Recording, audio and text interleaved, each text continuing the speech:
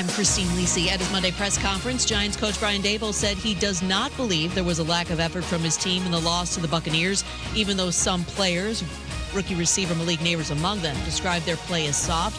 He said he wished the frustration stayed in-house, but understands they'll work hard to get things fixed.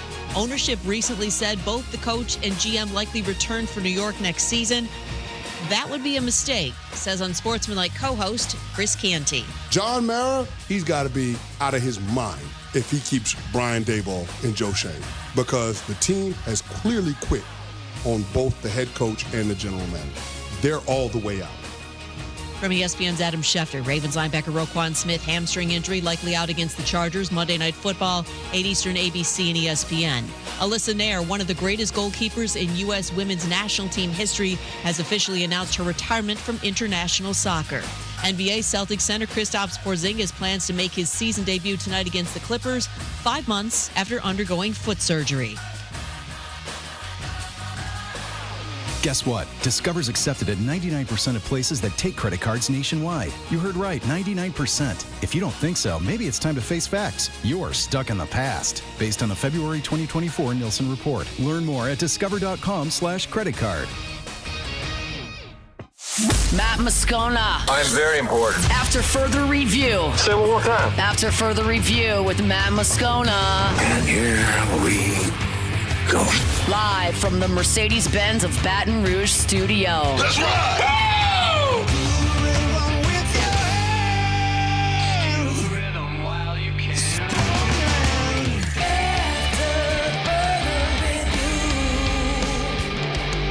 And off we go. Welcome aboard. Glad you're with us. AFR, presented by Relief Windows. I'm Matt. Love you, Matt. Paul O'Neill. They're chanting Paul O'Neill's name. Welcome back, Paulie. Muse Earl. And Mr. Toby Tomplay.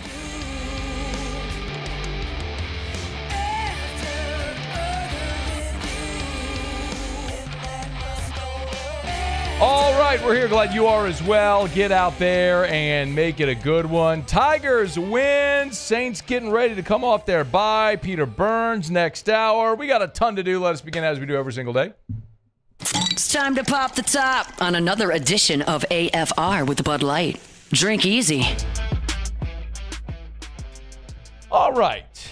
Good weekend. Good weekend indeed. For the Muse. Muse, what are you doing? What do you mean? What is that? What are you doing? I'm about to do the LSU Vanderbilt over. Yeah, you know what time it is. No, the Bama is burning. Yeah, come on. I mean, you saw the game. You know what time it is. Muse, that's tired. No, that's tired. It's we've walked that road before. Let's move on. I mean, it's really Muse. I mean, we've made the point, haven't we? Yeah. Let's talk LSU Vanderbilt, okay? You sure? Yeah. Let's talk LSU Vanderbilt. Okay. Thank you. We'll talk LSU Vanderbilt. It was a good win over a solid team. I don't think anybody here is going to do backflips because LSU beat a 6-win Vanderbilt team, nor should you. But 3-game losing streak. There were questions about how much buy-in this team had, the direction of the program, and with all of your stated goals gone, there's a real question about how they'd respond. I mean, you can't win the SEC. You can't go to the playoff. You can't win the Natty. You can't win 10 games. It's all that's gone. So all of that, which you had prepared for since spring, is now out the window. How do you respond? Well, I think we got our answer. It did not look like that from the onset, because that game could not have possibly started worse. LSU fumbles the opening kickoff. Thankfully, Juwan Johnson recovered it. But then LSU proceeds to go 3 and out. By the way, on 3rd and 3, false start on DJ Chester. Now it's 3rd and 8. You got a punt. On the first play after the punt, 63 yards for a touchdown. Fans are booing. Students are chanting fire Brian Kelly. And then, not only was it that bad, but on that touchdown play, Gio Paez grabbed a face mask, which was enforced on the kickoff. So they kicked off from midfield, squibbed it, and a Vanderbilt player knocked the holy hell out of Trey Green, who in effect tackled, I believe it was Josh Williams, the ball carrier. So now you're at your own 10-yard line. I mean, it was a comedy of errors. Whatever you could have imagined, the worst case scenario unfolding, it was all unfolding. And then LSU put together a 90-yard touchdown drive to tie the game, and Vanderbilt never led again. It was really impressive the way they managed that and how well they played. I want to start with Garrett Nussmeier because this was his best game. He threw for over 300 yards. He protected the football. Pro Football Focus graded Garrett Nussmeier his highest grade of the year. And if you're curious why and how it went the way it did, after the game, Brian Kelly was asked about the run game and like how the run game started going so well. And do you have this one? He was asked about the run game, and he mentioned the offensive line, but listen to where he went. I will tell you, a lot of it had to do with certainly the offensive line and getting great movement up front. But more importantly, it was Garrett Nussmeier. He managed the running game as well as he's managed it since he's been here. The ball had to get out on the perimeter on sometimes. You know, those balls that were thrown out on the perimeter, Aaron Anderson or Daniels, those were, in even Lacey Late, those were run plays. But we were getting overloaded, and the ball needs to get out to the soft corner or to wherever that access is. And he did a fabulous job with it. And this is the standard that we need from him relative to where our running game can be really solid if we get that kind of play, which he gave us tonight. Hey, couple things there. Number one, everyone who complains about play calling. I tell you all the time, you don't know the play. He just told you there's a handful of plays that were run calls, but Nuss came to the line, checked out of it, threw a pass. Criticize play calling all you want. You don't know the play call. How can you criticize something when you don't even know the play call? But Kelly also said post-game they simplified. They simplified this week. They had like 4 calls on defense. They just simplified everything to play fast and free. What did we say last week about Nuss? Instinct is the best part of his game. Hit your back foot, go.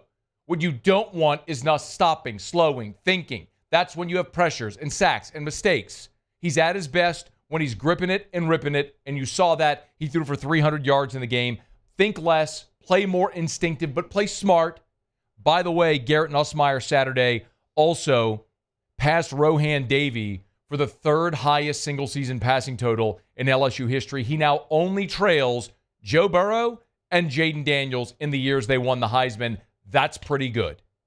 And by the way, Jaden last year threw for 38-12. Nuss is at 34-58. Effectively, with this week against Oklahoma in a bowl game, Garrett Nussmeier will surpass Jaden Daniels' passing total of a year ago. And Garrett will only trail Joe Burrow's incredible, never-to-be-touched 2019 season.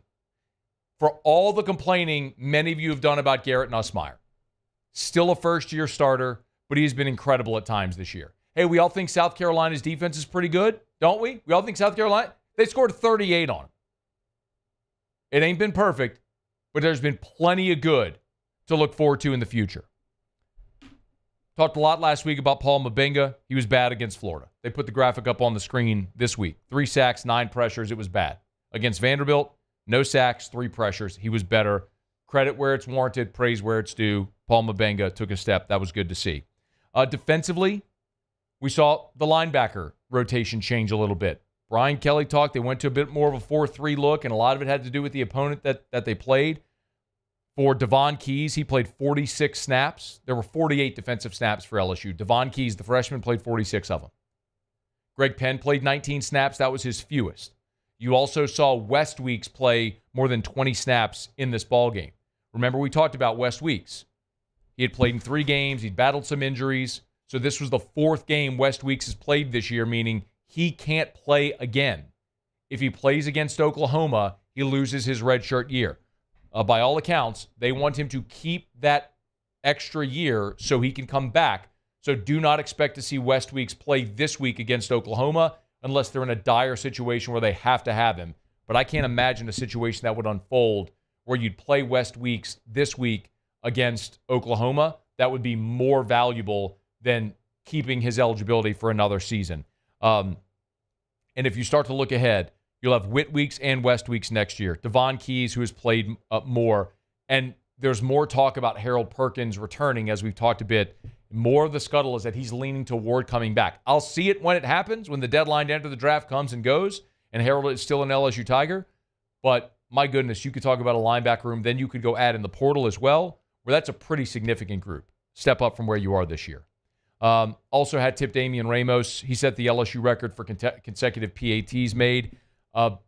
He hasn't missed a PAT since the one that was blocked against Florida State in 2022. A dubious way to start the streak, but since then hasn't missed. So congrats to Damian Ramos for that. You know what stings about this the most? Everything that you needed to have happen to get to Atlanta has fallen into place. Georgia beat Tennessee. You didn't even need Bama to lose, but they did. And now you beat Vanderbilt. If you had found a way to win a game against Florida that you so thoroughly dominated, where you controlled the ball for 42 minutes and ran 92 plays, if you had found a way to win that game that you dominated, you'd be playing Oklahoma Saturday for the right to go to Atlanta to take your swing at Georgia to get into the college football playoff. I'm not saying LSU would have won, not saying this is a great team, a playoff team, or anything along those lines. But what a weekend like what we just saw illustrates is that you're not far. I get it. It is so hard to have patience. I get it. And I'm not sitting here telling you everything's awesome, because it's not. Running 92 plays and scoring 16 points is a problem. Getting dog walked by Alabama on your home field, by a mediocre Alabama team on your home field, is a problem. But scoring 38 at South Carolina, beating a good Ole Miss team, those are good moments. Beating Ole Miss, which beat Georgia, beating Vanderbilt, which beat Bama, beating South Carolina, which beat A&M. Like, you have good moments and good things, building blocks on this team. They're not great, they're not perfect, they're not championship caliber yet. But there is good there. And you can see from the 10,000-foot view that they are moving and building in the right direction. Now, it's critical. They finish off this 2025 signing class. They're active in the portal, which Kelly has said, like I told you they were going to. Kelly's acknowledged it in his press conference Monday, that they're moving in the right direction. I'm not here to paint sunshine and roses and tell you everything's awesome. I mean, you win this weekend, you're 8-4. That's not okay by anybody's standard. Hell, you could lose this weekend and be 7-5. Nobody should be okay with that. But you can also look and realistically see there are good things. Vanderbilt scored to get it within a touchdown, just under 6 minutes to play, and a lot of us are sitting there thinking, what happened? They didn't touch the ball again because your offense went and chewed 6 minutes off the clock to end the football game, taking a knee at the 10-yard line. That's dominance. That's something Bama couldn't do against Vandy. So it was a nice win. It was a solid win when you needed something good to reverse the momentum. See if you can do it again this weekend against Oklahoma. All right, it's After Further Review. We're brought to you by Bud Light. Show open every day. Drink easy in Louisiana with a great taste of Bud Light. Final home game for the Tigers. Final regular season game for the Tigers this week with the Oklahoma Sooners coming in. You're going to be watching the Tigers either at your home, at your tailgate, in Tiger Stadium, at a restaurant, bar. Make sure you got plenty of ice cold Bud Light, the official beer of the LSU Tigers. Also the official beer of the New Orleans Saints. Drink easy this season and every season. Basketball season's here as well. You're going to be in the PMAC.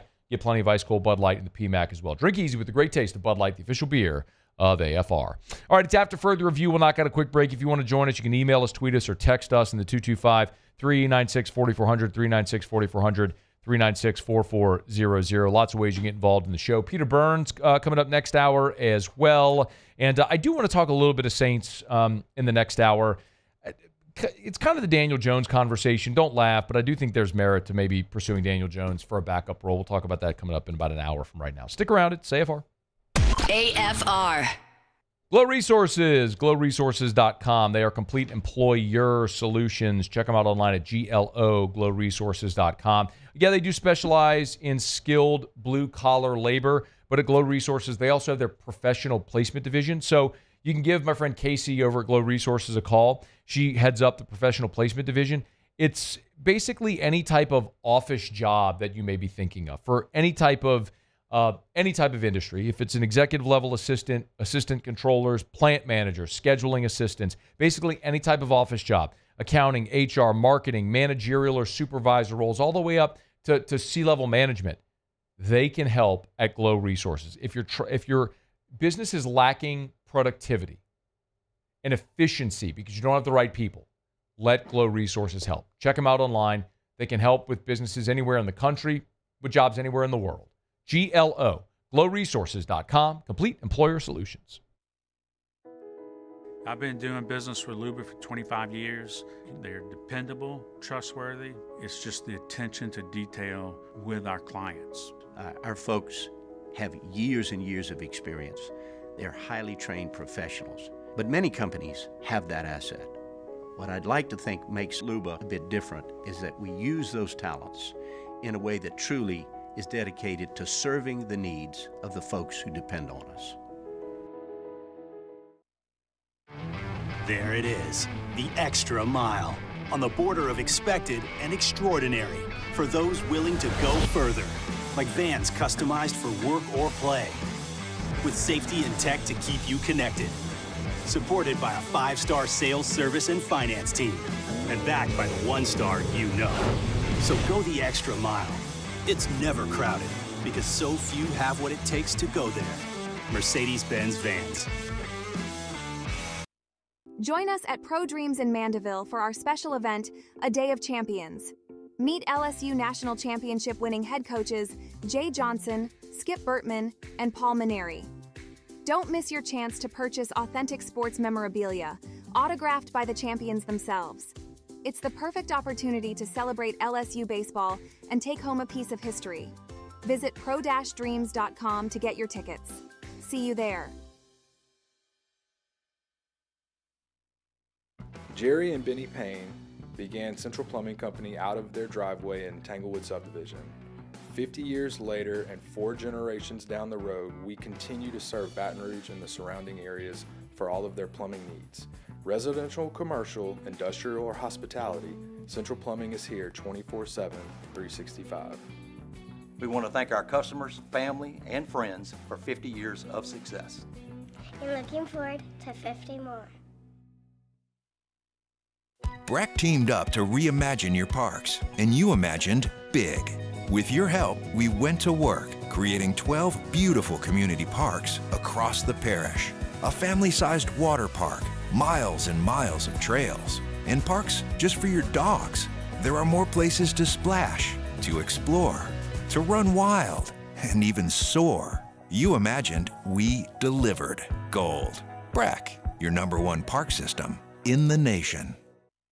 Dylan Cruz here to tell you about Six Rings Baseball and Softball Camp. If you live on the North Shore and play ball, go to Six Rings Camps with former LSU assistant coach Dan Canaveri. His knowledge is second to none, and your child will improve and have fun doing it. Camps were held at Coquille Park and Six Rings Academy in Covington with 4 sessions over the summer. Full day and morning only sessions are available from ages 7 to 13. Go to sixringsbaseball.com or call 985.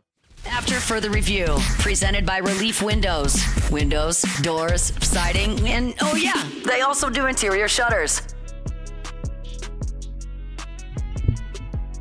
We'll go around the SEC in about 15 minutes from right now, talk a little about the LSU men's basketball win yesterday. So I was actually Hunt, who typically covers the men's team for LouisianaSports.net, was on assignment yesterday. He went to go watch Wicked with his wife. He's like, go ahead, I'll watch the basketball game and write the gamer and all that stuff. So my first ever basketball gamer that I wrote ends up being a 3 overtime game. And if you don't understand, like when you're writing a game story like that, you don't wait for the game to end then start. You write it as the game is going on. So you find moments and then you write that piece. Then you just sort of take the pieces almost like a puzzle and arrange them as they go to make it fit and flow. Naturally, when when LSU got, doing this right now. I should do it in the next segment. If you missed it, LSU got down 20. They rallied. Looks like they were going to come up short. Dramatic finish. They tie it, go to overtime, and then went to a second and a third overtime. I rewrote the lead for that story 8, if I could steal a line from Ryan Clark, 8 Mickey Ficky times. You know what I mean? Like, it was like, all right, I don't care if they win at this point. Can it just end? Like, I'm sick of deleting my work and reworking at this point. I'm trying to watch football on a Sunday. You grabbed your mic? Well, yeah. Well, I was just going to say it's crazy. I mean, that's kind of the life that nobody sees behind the scenes of that, right? I mean, it's very stressful times most of the time writing something like that. It was annoying. Yeah. Because I kept having to basically tear up my story and redo it. It was annoying. So anyway, we'll talk a little bit more about that. Congrats to Kim Mulkey's squad as well. They beat Washington today, 68-67. Rallied for a pretty dramatic win. They got a bucket at the buzzer to win 68-67 today in the Bahamas. Brian Kelly got some good news on Monday. We're looking at this LSU football program right now after a month of bad news, 3 consecutive losses, losing Bryce Underwood for the class of 2025, all that stuff. Well, you get the win over Vanderbilt over the weekend, and then you got a recruiting win on Monday. So Zach Weeks, yes, of the Georgia Weekses, Zach Weeks committed to LSU on Monday. Now, he's a 2026 linebacker, but he also announced he's reclassifying to the class of 2025, meaning he will sign with LSU this year and play for the class of, and play in the 2025 season. So he'll have an opportunity to play with his 2 older brothers. He is a good prospect. This is a guy who, if you look at his On3 profile, again, this is the 2026 profile, so he hasn't been graded out yet for the class of 2025 and where he would fit. But for 2026, he is a composite 4-star linebacker, the number 23 linebacker in the country, a top 300 overall player, 6'2", 200 pounds, had offers from Ohio State, Tennessee, North Carolina. I mean, big-time programs were in on Zach Weeks, but Florida. But this was an opportunity to play with his older brothers. And now you can also understand, we can all understand a little more about why there was this much sort of a push for West Weeks to play another season in Baton Rouge. If you haven't been following along, West Weeks battled injury. He had played in 3 games. And although he was dressed and healthy and has been dressed and healthy really since the A&M game and even Arkansas, he hadn't played. Well, Saturday, because he played 3 games. Remember, you could play 4 and maintain your redshirt year. Well, Saturday, he played against Vanderbilt, which means that's his 4th game. If West Weeks were to play another game this year, if he were to play against Oklahoma, he would lose that last year of eligibility. So do not expect him to play this Saturday against Oklahoma, and that would mean West Weeks, Whit Weeks, and Zach Weeks would all be on the same LSU team for 1 season anyway together. I don't know that that's ever happened. There have obviously been brothers that have played together at LSU on the same team.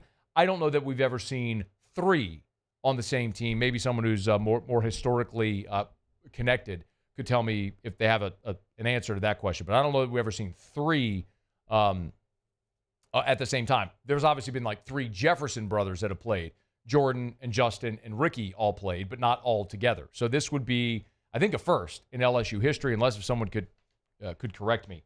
But I think maybe even more importantly is looking at the linebacker room as a whole and how it goes forward. Because now you know you'll have West Weeks, Whit Weeks, and Zach Weeks. Although what role Zach Weeks may be able to play as a freshman is a little indefinite. I think it might be hard to expect him to play a contributing role. But look at the rest of the room. You know you're losing Greg Penn to eligibility. But the more I ask around, the more it sounds like Harold Perkins might be leaning toward returning in 2025. As a matter of fact, Brian Kelly was asked for an update on Harold Perkins, on his recovery, and on his future. Here's what Kelly said on Monday.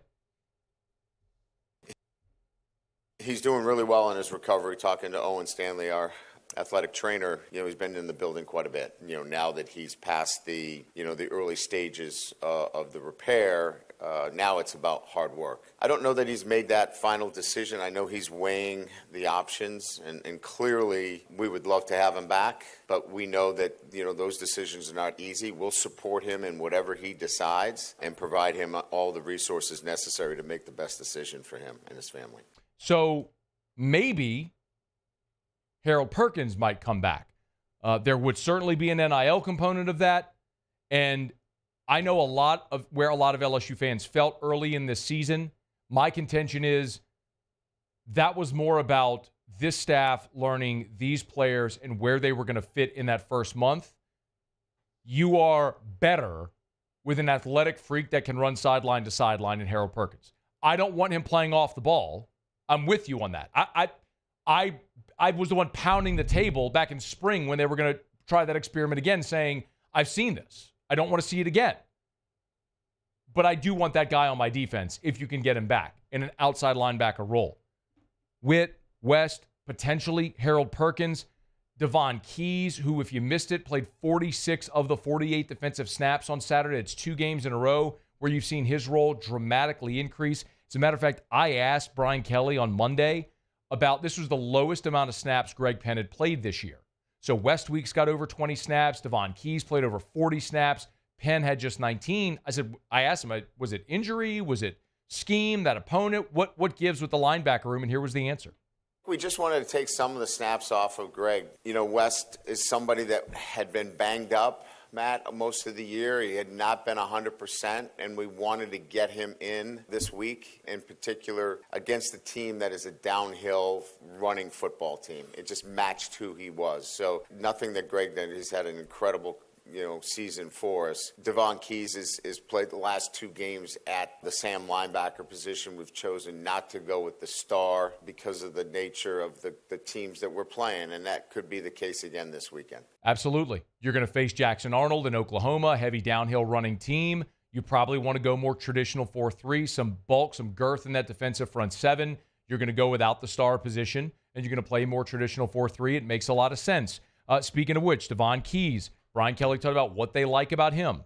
We think Devon is very, very good in space and awareness. He is a very good spot dropper. He's not a guy that's going to play man-to-man on the number 2 receiver, but he's really good in space. So we just felt like this was the best matchup to give us that kind of gap integrity of bringing him back in on run fits. I know we're talking about Zach Weeks committing to LSU, and that's exciting for the future. When you look at Devon Keys, Xavier Atkins, who's played a good bit this year. You've got Singleton as well as part of this class. You're bringing in as a freshman in 2024. When you look ahead to 2025, they've been very heavy on that linebacker class for 2025.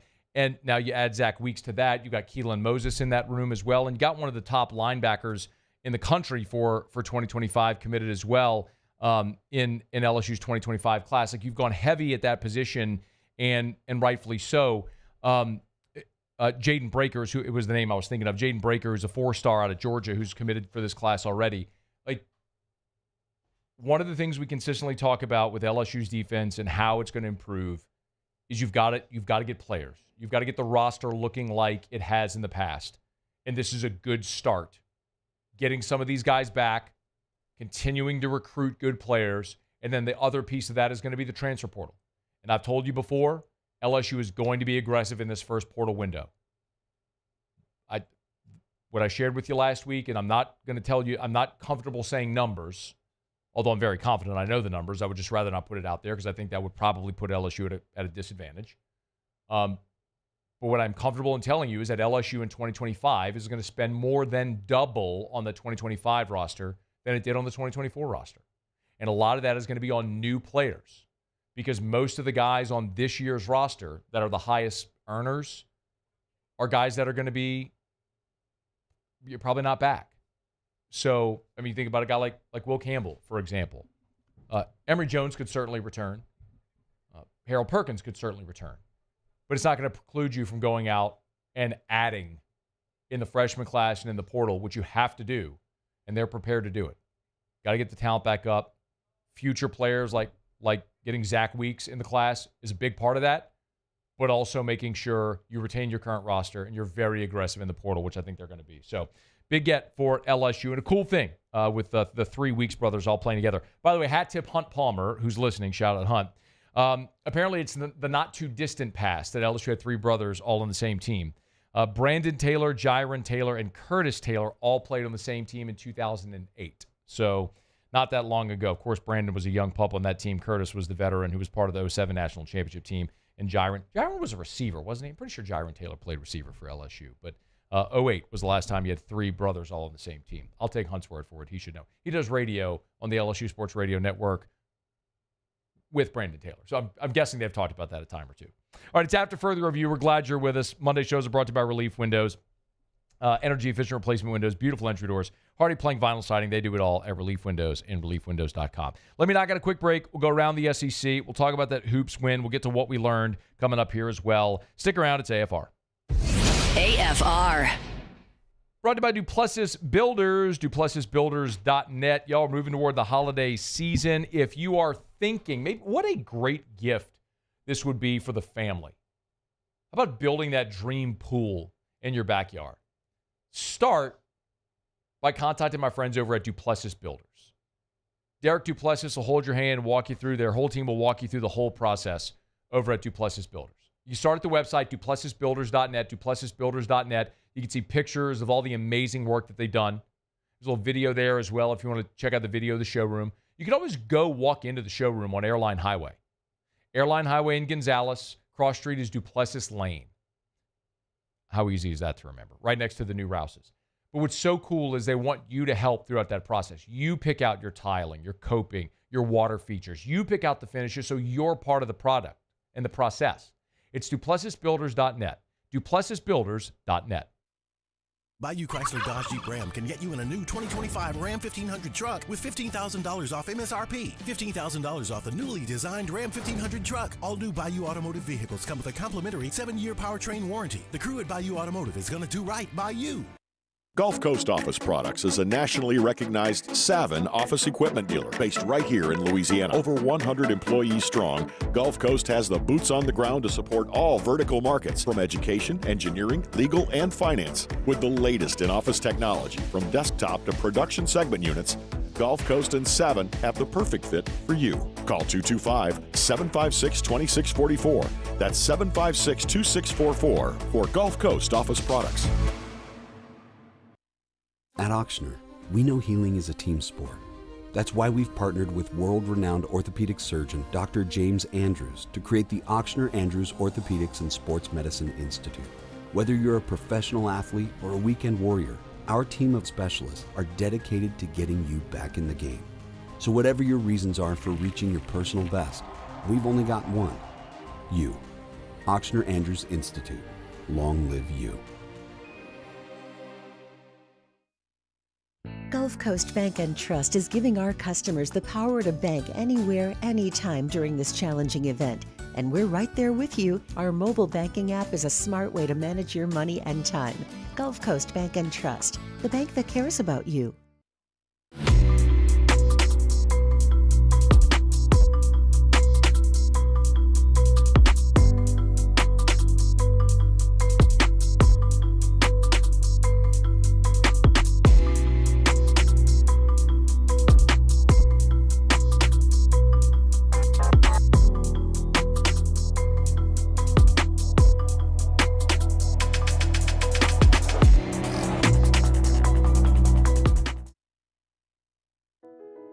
I've been doing business with Luba for 25 years.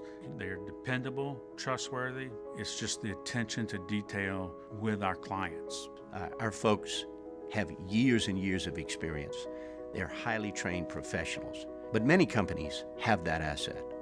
What I'd like to think makes Luba a bit different is that we use those talents in a way that truly is dedicated to serving the needs of the folks who depend on us.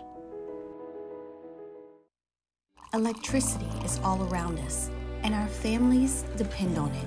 Every day is sparked by the power of a cold drink or a warm meal, a movie night, and a comforting light at the end of a dark hallway. From sunrise to sunset, playtime to bedtime, our team is ready to take care of your electrical needs, even in the case of an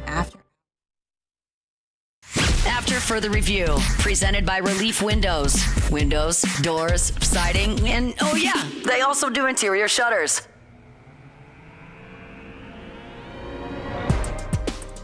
$102.99. The shot clock is down to 9. 33 seconds to play. Sears with the basketball. Runs into a player, no whistle. Jump stop. Wild shot. Goes in. Victorious Miller. 5 unanswered. Oh, my goodness. J.D. Byers pinch hitting for Chris Blair alongside John Brady on the LSU Sports Radio Network. That play in triple overtime from Victorious Miller was insane. Just prior to that, he had a monster dunk. He had a steal, which led to that monster dunk to put LSU ahead 3. And then after a defensive stop, LSU went down and Miller came up with that circus layup. I get it. I'm not Mr. Basketball. No one's ever going to accuse me of like breaking down the triangle offense or anything like that. But and I don't love college basketball. I'm not going to watch Duquesne against Marquette on a Tuesday night because it's on. I'll watch Central Michigan against Western Kentucky college football on a Tuesday night because it's on, because I love college football like many of you. I love the NBA. I'll watch the Cavs and the Spurs on a Tuesday night because it's on, because they're the best players in the world. And I'll watch Wemby and those. Anyway, but all that to say, I'm an idiot, and I know when I'm looking at an NBA player. Like I told y'all with Naz Reid. A lot of y'all thought Naz Reid should have stayed. No. That's why we joke about it all the time. That dude, Victorious Miller, is an NBA player. He is a 6'5" guard with length, leaping ability, incredible athleticism. He can get his own shot. He can step back and shoot. He can attack the rim. He is awesome. I don't know if he's going to be one and done. I don't know what his ambitions are. What I'm telling you is that dude is going to play in the NBA for a long time. He is awesome. Victorious Miller alone is worth the price of admission. When he went into the game in the second half is when the game started to change. If you weren't watching, Tigers had 2 5-minute scoreless stretches. It was a 25-3 run in the first half. UCF got up 20. It was hideous.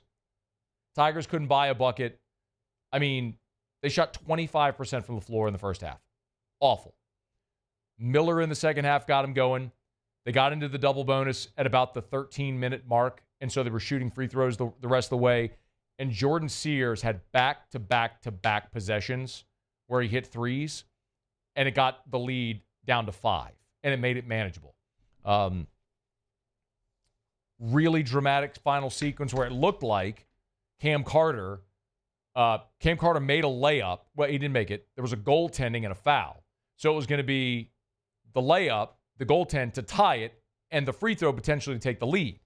Well, they went to review, waved off the goaltend, but the foul stood, made both free throws to tie it, went to overtime, and then a second, then a third. And LSU led by 4 or 5 in each of the overtimes. They finally put it away in the third overtime. A really nice win for Matt McMahon's squad. Here was Matt McMahon on the LSU Sports Radio Network after the win over UCF. Just really proud of our guys' resilience. I think I told them after the game, if you would have told me in the first half that we end up with 109 points, I would have lost everything I owned because we couldn't score to save our life. But, you know, a lot of big plays. I feel like we just played about 3 games in 1. But we talk about it all the time. There was a lot of ebbs and flows, a lot of emotional ups and downs. And I thought our guys did a good job responding, just going and playing the next play. More than anything, like, seriously, the most impressive part was getting down 20 and battling back. If they had fallen short in any, and you can. You're playing an abbreviated overtime period. They found themselves down 4 in the first overtime. Like, it could have gone the other way in any of those overtimes. But that it does show you a lot when you're down 20 and you find a way to battle all the way back. So good on the Tigers, a nice win. Not great for their net ranking as of right now. LSU still 94 in the net. But UCF, I was looking at it earlier, UCF's net is 61. So you're still talking about a Power 5 win for LSU and a nice resume win for a team that I think we're all going to be sitting there on Selection Sunday expecting to hear LSU's name called, but it's a win like that could very well help push you over. So LSU right now, they're 4-8. Nope, that's the wrong one. 4-8. Anyway, I'm sorry. I'll get to it later. Is this the wrong? That's the wrong one. My bad. I pulled up net rankings from the NCAA, and it looks like that was last year's rankings, even though it says 24-25 net. That doesn't make any sense whatsoever. Hang on. Here's the right one. UCF's at 61. No, LSU's at 94. Okay. LSU's at 94 right now in the net. UCF's at 61. We'll see over the course of the season if that win continues to improve as it moves forward. All right, it's After Further Review. We're glad to have you hanging out with us here. Brought to you by the Williamson Eye Center. 924-2020, 924-2020, or WilliamsonEye.com, WilliamsonEye.com. You know, we're getting toward the holidays. A lot of people give LASIK or a refractive procedure as a Christmas gift. If there's someone in your life who you'd like to give that to, sometimes like families will go in, they'll pool their money together and give it to a family member. And at the Williamson Eye Center, they can give you something like a package gift card type thing to present if you want something like to hand to your family member for the holidays. And they even have families who will come like on surgery day to support the family member who's getting the LASIK or whatever it may be. I would just highly recommend, if you've ever considered a refractive procedure, ditching your contacts and glasses forever, just call for that consultation. 924-2020, 924-2020. You'll have the consultation with Kyle. You can even do the whole thing over teleconference. She's awesome, does a great job. Max 30 minutes, probably significantly less. So like even on your drive into work or home or for lunch, like you can do the consultation. It's super easy. If you've thought about a refractive procedure, just call the Williamson Eye Center. 924-2020, 924-2020, or WilliamsonEye.com. Okay, let's go around the SEC. Around the SEC, bringing you the biggest news from the nation's best conference. The Alabama Crimson Tide. Linebacker Deontay Lawson suffered a lower leg injury in the loss to Oklahoma. He's done for the year. Kalen DeBoer confirmed it on Monday. Lawson's a senior. That's a bummer. He's really been the quarterback on the interior of that defense. Very disappointing. And he's a top 5 off-ball linebacker in this year's draft, according to Mel Kiper. No specifics on the injury, but he'll miss the remainder of the season. He'll be replaced by Justin Jefferson. The Kentucky Wildcats. Cutter Boley, who Sharif Ishak told us last week is a 4-star frat-tastic name. He will start for Kentucky in the Governor's Cup against Louisville. Brock Vandagriff was benched this past weekend. Now Boley will start. He's made appearances in 3 games so far and has started the past 2 second halves against Murray State and this week against Texas. The Mississippi State Bulldogs. 2025 offensive tackle Spencer Dowland has committed to Mississippi State. He's a 3-star out of the state of Alabama, the number 917 prospect in the country, the number 53 offensive tackle in the class. The Florida Gators. Billy Napier has flipped wide receiver Moise Tunkara, Tounkara. Moise Tunkara from Arizona took an official visit this past week. He's out of League City, Texas, 3-star wide receiver, 6'3", 195. He's a top 100 player in the state of Texas, 18th commit for Florida. The Arkansas Razorbacks. And 2026 4-star wideout DeQuain Prevost has committed to the Hogs, 5'9", 160. He's the number 253 overall prospect in the country, 36th best wide receiver. Now the highest ranked commit for Arkansas's 2026 class.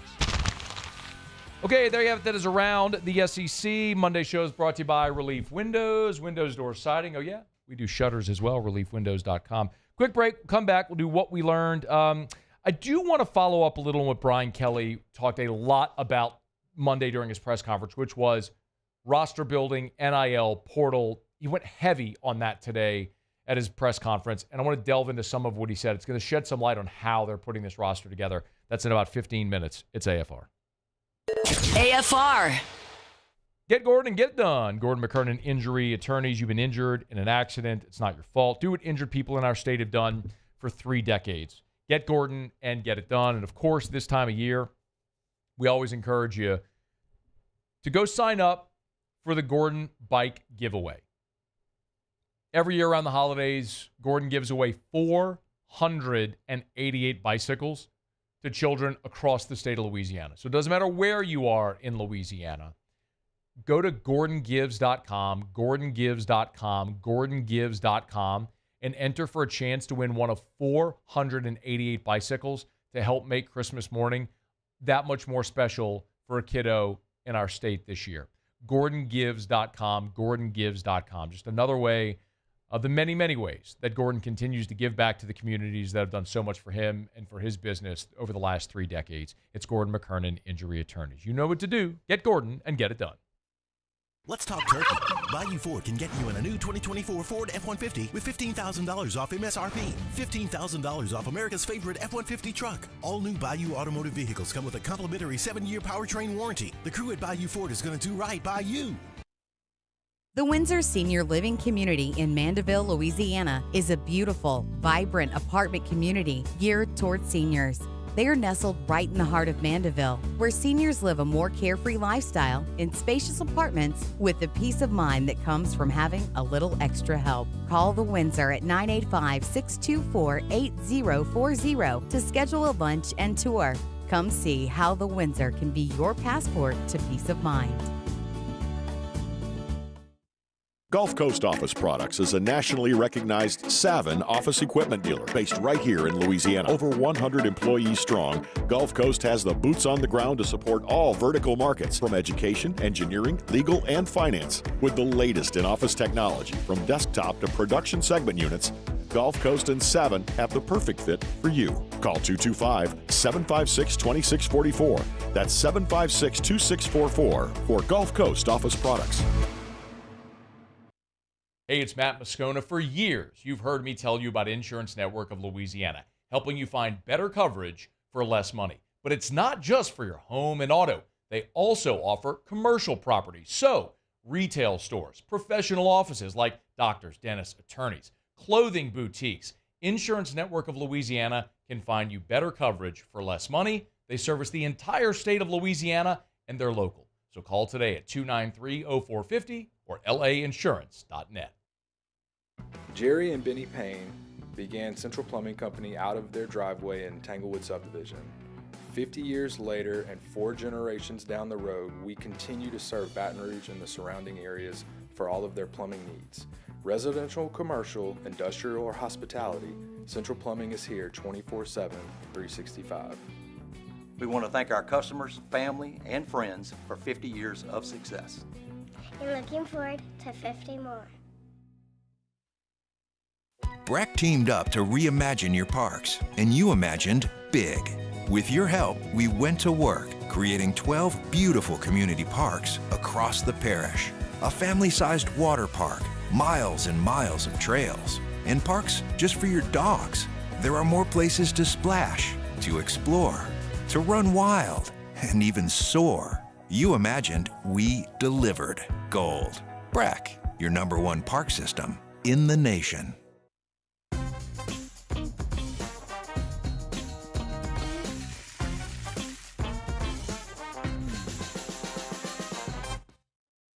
After further review, presented by Relief Windows. Windows, doors, siding, and oh yeah, they also do interior shutters. 2:48, I got a text from Sean. 12 minutes until Bama is burning. I followed up with, I can't wait, with 3 exclamation points. And then, where is the Reaper, with 4 question marks. And then, man, I've been waiting all day, with 3 exclamation points. He's quite expressive, Sean is, by the way. Really excited, too. Well, I guess I disappointed him? Probably, yeah. I mean, you wouldn't do it.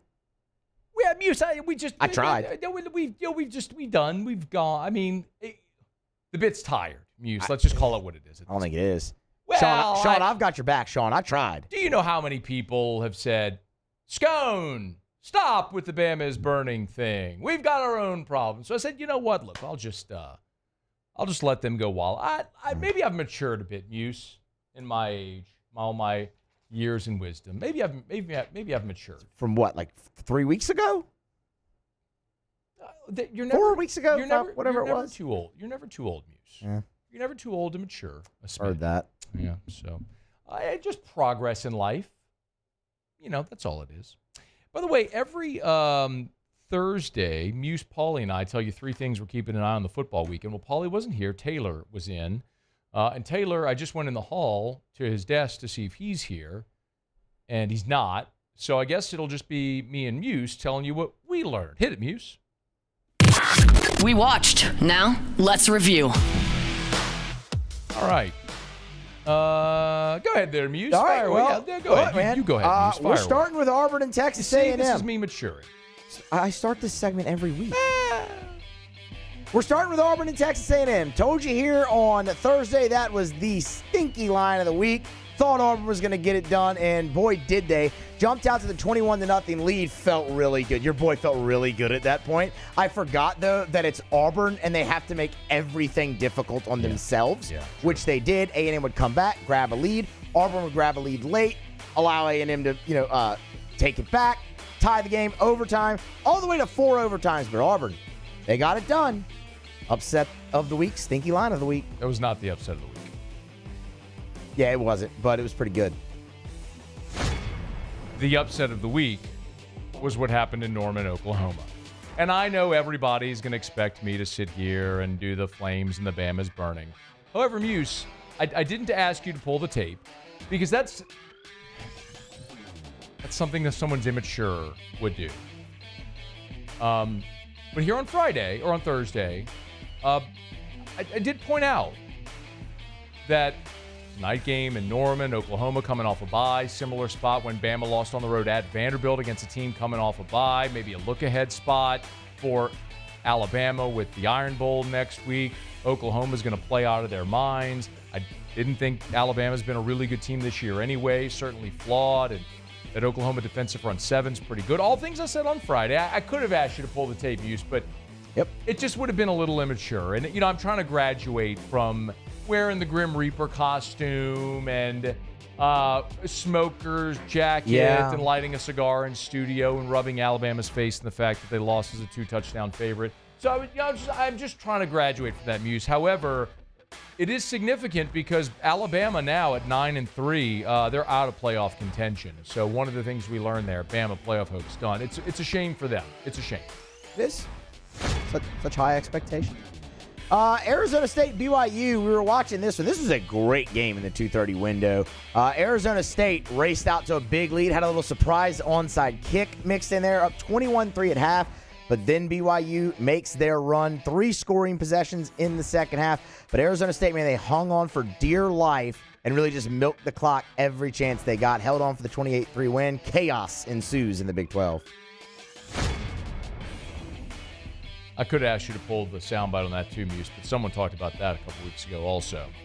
You're really trying at this, and I respect it. I'm trying to be a little more mature. Yep. I told you to keep it because no one else would. I said Indiana, Ohio State, which was the big one. And the point was, if Indiana got walloped, would they lose as a one-loss Big Ten, but got walloped by Ohio State, the only ranked team they played? Would it really eliminate them? Well, all the chaos around college football might have opened the door for one-loss Indiana at that point. So, Ole Miss, Alabama, Texas A&M, all losing. Probably the biggest beneficiary there is Indiana. Hey, we were keeping on an eye on America. What was that? What? I don't know. Hey, we were keeping Did an you eye use Brian on. Kelly family yet? Probably, yeah. I think you were trying to say, and we were. And you Yeah. went, keeping an eye.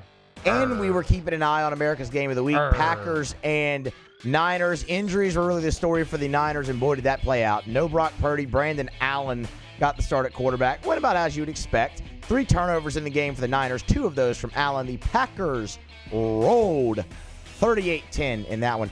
Playoff hopes looking grim for San Fran. Yeah. I am drinking Evermore, Muse. And, if we were doing Bama's Burning, I'd be talking about Evermore quenching your thirst amid the flames of an inferno over Brian Dennehy Stadium. Nick Saban Field. As it is, I just love Evermore. It's delicious. Yeah. Natural artesian water. I drink it every day. You should too. And lastly, I told you keep an eye on Mike Evans because I don't know that there's any love lost here, but he does have a pretty incredible streak going where he's had a 1,000-yard receiving season every year of his career. Injuries have limited him this year. He did play against the Giants, 5 catches, 68 yards. So he's at 403 on the season with 6 games to go. He can do it. It's going to take some doing, but something to keep an eye on as the season progresses. Okay, there you have it. That's what we learned. Today's show is brought to you by Optimize, GeneratorPeople.com, GeneratorPeople.com. If you're thinking about a Generac automatic home standby generator, why would you call anyone other than the Generator People? You see, at Optimize, they're Louisiana's #1 Generac dealer.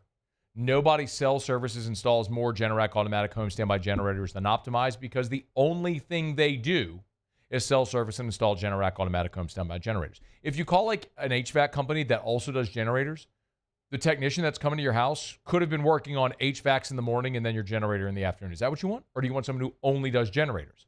That's Optimize. GeneratorPeople.com, GeneratorPeople.com. Turnkey installation, price quote guarantee, and a $600 down payment financing for any budget so you stay in charge of your finances.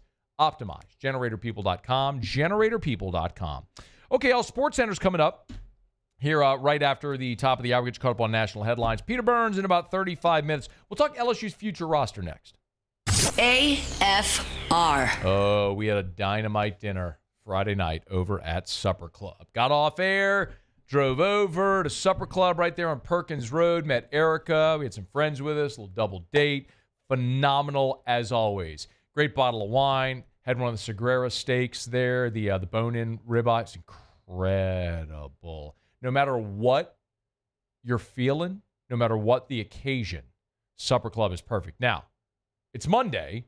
They're closed. They're closed Sunday, Monday, but they're reopened on Tuesday. You can always go up to the bar, open seating at the bar, or if you want to get a reservation, you could do it at supperclubbtr.com, supperclubbtr.com. You know, it's an amazing vibe. I even think about this. Sometimes people might be intimidated by Supper Club, but I was reminded, like, there are no white tablecloths. When you walk in, the first thing they bring isn't bread with like 6 different butters.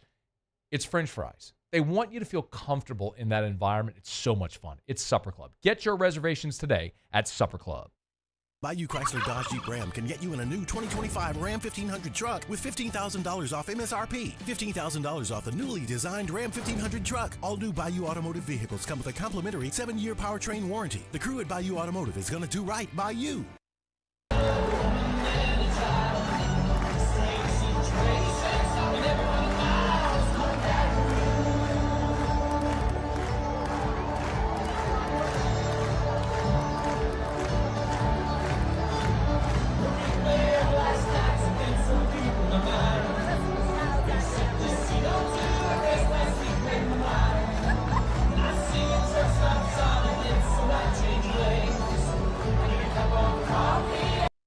Dylan Cruz here to tell you about Six Rings Baseball and Softball Camp. If you live on the North Shore and play ball, go to Six Rings Camps with former LSU assistant coach Dan Canaveri. His knowledge is second to none, and your child will improve and have fun doing it. Camps were held at Coquille Park and Six Rings Academy in Covington with 4 sessions over the summer. Full day and morning only sessions are available from ages 7 to 13. Go to sixringsbaseball.com or call 985-206-9096. Learn the game to love the game. I've been doing business with Luba for 25 years.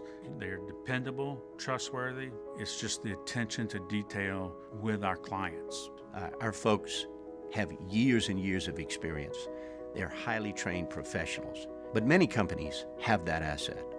What I'd like to think makes Luba a bit different is that we use those talents in a way that truly is dedicated to serving the needs of the folks who depend on us.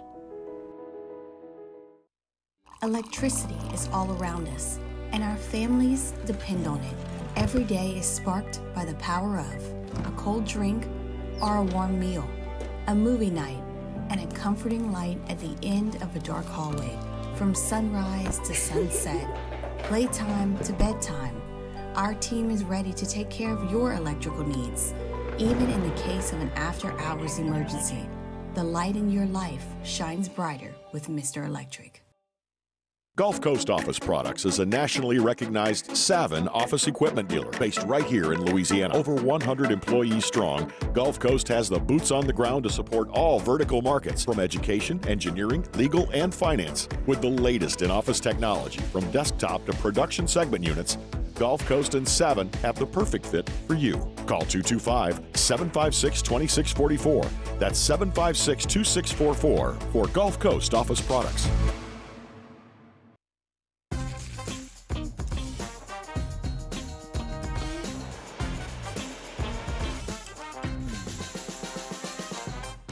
best kept secret in town is out. Discover Tallulah at the Renaissance Hotel on Bluebonnet.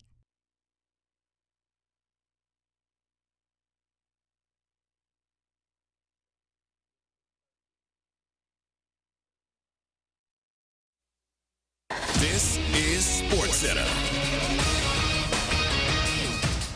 I'm Christine Lisi. On a conference call with reporters today, Giants coach Brian Daboll said he spoke with Malik Neighbors last night and again this morning after the star rookie receiver expressed his frustration following the blowout loss to the Buccaneers.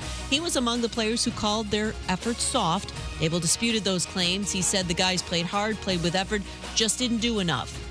It's time for Giants ownership to step in, advises ESPN NFL analyst Herm Edwards. Call the players in the room and stand before them and say, look, we have owned this team for the history of the Giants organization, and we will get this fixed. Give them some confidence that going forward after the season, we will fix it. Herm on Freddie and Harry. Former Giants quarterback Daniel Jones has officially cleared waivers and is now an unrestricted free agent. Sources have told ESPN that Jones prefers to sign with a playoff contender. NBA Celtics center Kristaps Porzingis plans to return from foot surgery and make his season debut tonight against the Clippers. U.S. goalkeeping legend Alyssa Nair announced her international retirement. Time with family, laughs with friends, and cash back? Discover's got you covered on the last one. That's because Discover doubles all the cash back you've earned on your credit card at the end of your first year with Cash Back Match. See terms at discover.com/creditcard. Matt Moscona. I'm very important. After further review. Say it one more time. After further review with Matt Moscona. And here we go. Live from the Mercedes-Benz of Baton Rouge studio. Let's ride! Go!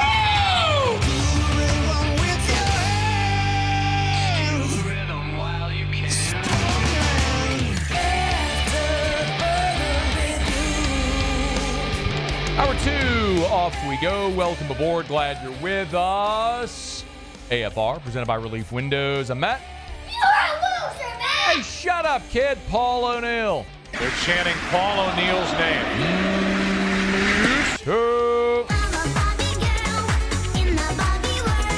And Mr. Toby Tom Plate.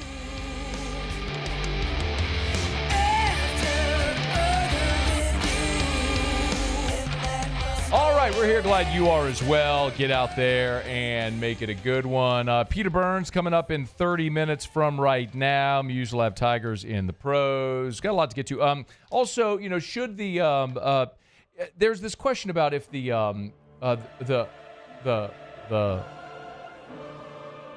Muse. What are you doing? Come on, it's time. I've told you, Muse, that I've matured. Listen, did you watch Whiskey and Wine on Saturday? I did not. Well, I said my piece there in a way that I can't say it here, if you know what I mean. I get your drift on that one. And there were a lot of people who looked and said, Scone, I think you're better than that. And I said, no, I'm not. And then I went to church yesterday and I reflected and I thought, you know what, maybe I am. I think you should do it. Maybe it is time to mature. No, I have other things to do. I'm not interested. I'm not interested. I mean, I'm interested. Yeah, I mean, come on. There's temptation there. Come but I'm on. good. No, we got a lot to do, Muse. I got to get to Peter Burns here in 27 minutes. I have to talk about the Saints' potential. I think the Saints should pursue Danny Dimes. Please, thank you. I think No, Peter that's would good. want you to do it. Well, I don't do the show for Peter, just to be very frank with you. But thank you for your considerations there. I've matured, Muse. And sometimes maturity can be an hour-to-hour proposition. Maybe. Look, I'm trying to get you to do this. So, I mean, yeah, I'm sitting here being the devil on the shoulder. Well, the angel on the shoulder is winning right now, Muse. Last week, LSU lost a commitment that it had held for nearly a year from Bryce Underwood. We talked about it, the impact. I have a piece up at louisianasports.net. If you'd like to read it, I would encourage you to do so. Remember, everything at louisianasports.net is totally free. Everything, always, 100% free, no paywalls. And my column up at louisianasports.net is all about LSU's path forward without Bryce Underwood. And the crux of it, there's a point here, because Brian Kelly at his Monday press conference the press conference became a lot about building the roster and how, NIL, portal, collective, rev share, all that's building the roster for the future. And if I was to give you the crux of my column, it sucks. Like, two things are true. It sucks losing Bryce Underwood. Yes, you can acknowledge that. But also that there's a path forward without him.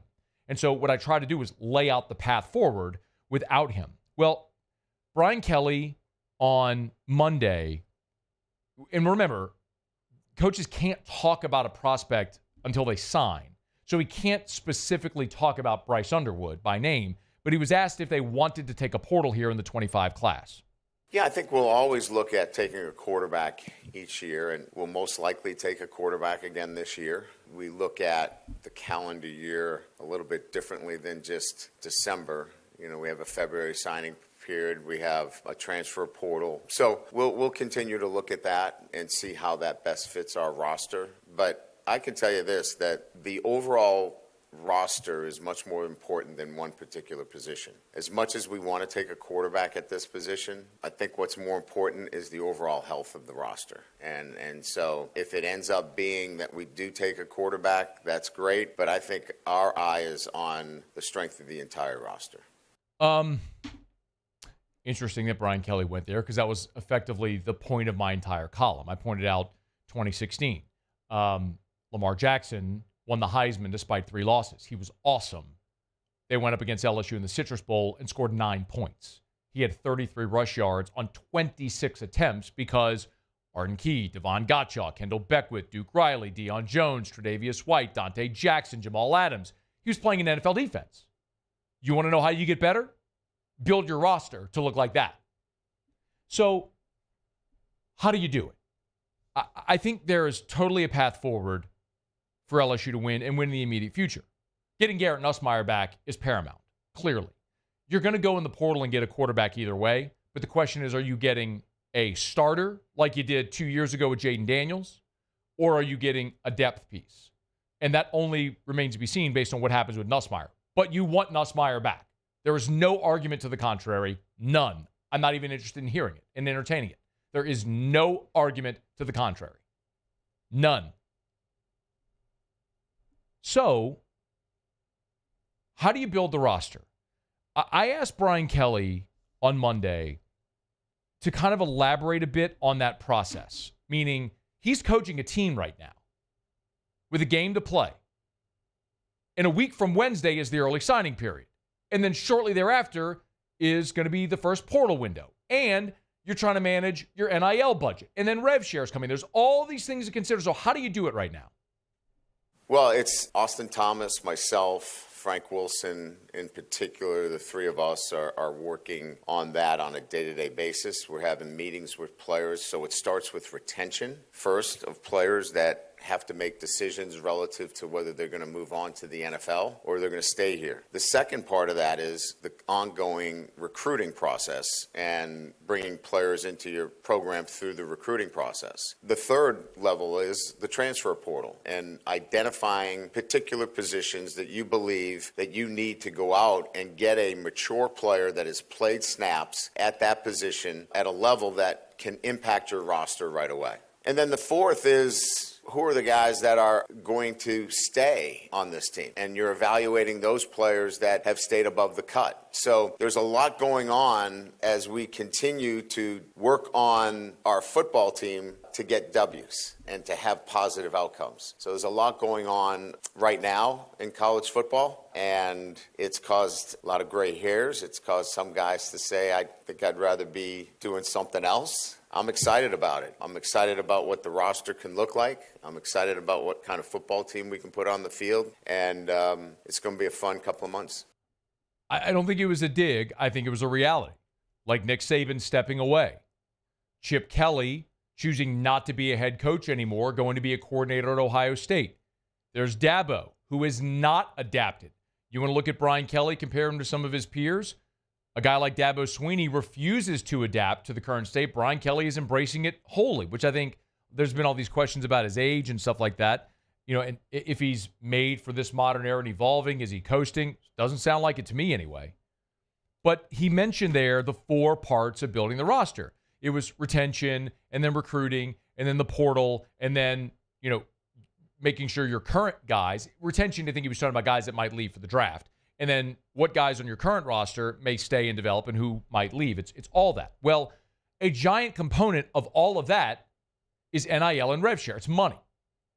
And a lot of you have asked me to shed some light on this. As a matter of fact, I got a text to the show just a bit ago that was asking, it was from a guy named Andy who said, can you touch on Bayou Traditions and the collective? Interested to hear how much we actually have in there. Well, I'm not going to disclose a number.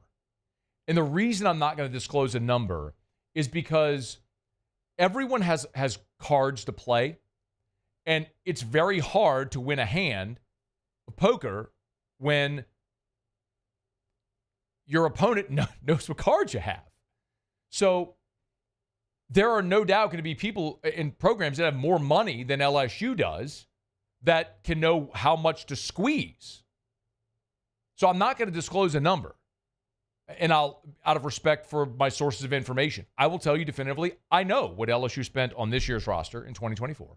And I know the number they have allocated to spend on 2025. And what I've consistently said is LSU will spend more than double on the 2025 roster than it did on the 2024 roster.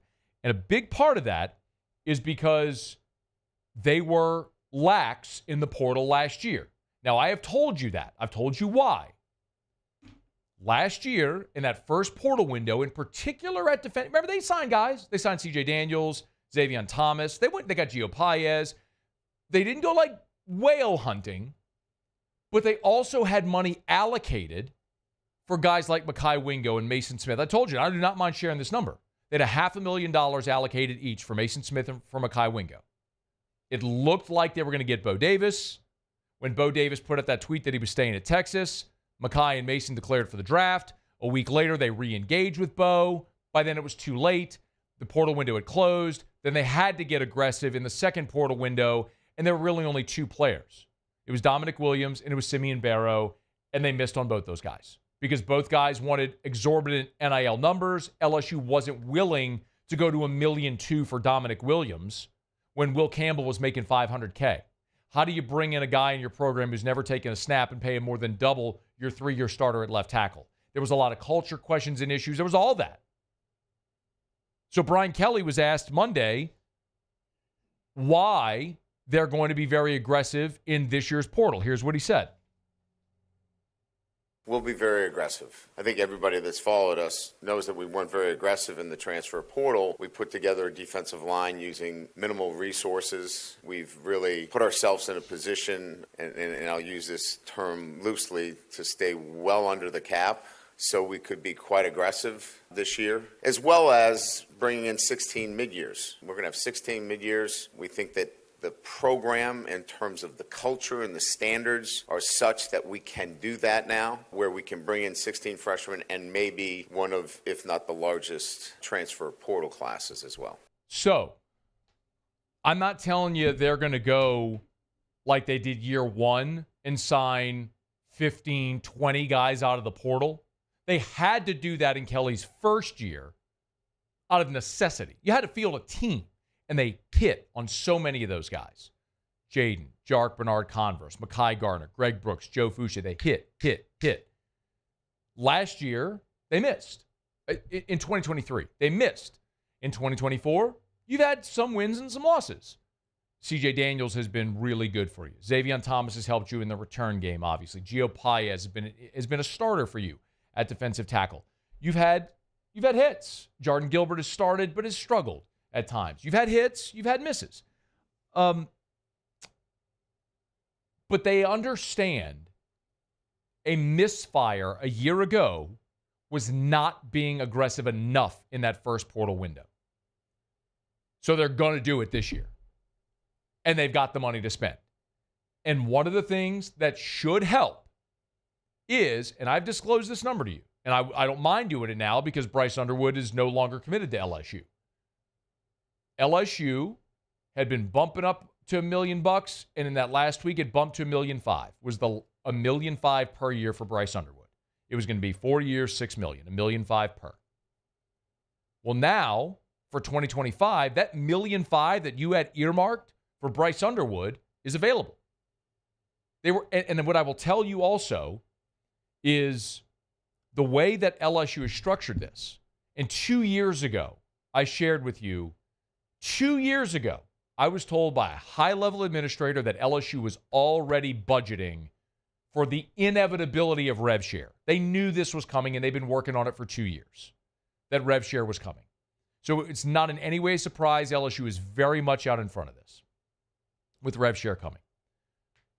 But they have broken down the roster by position.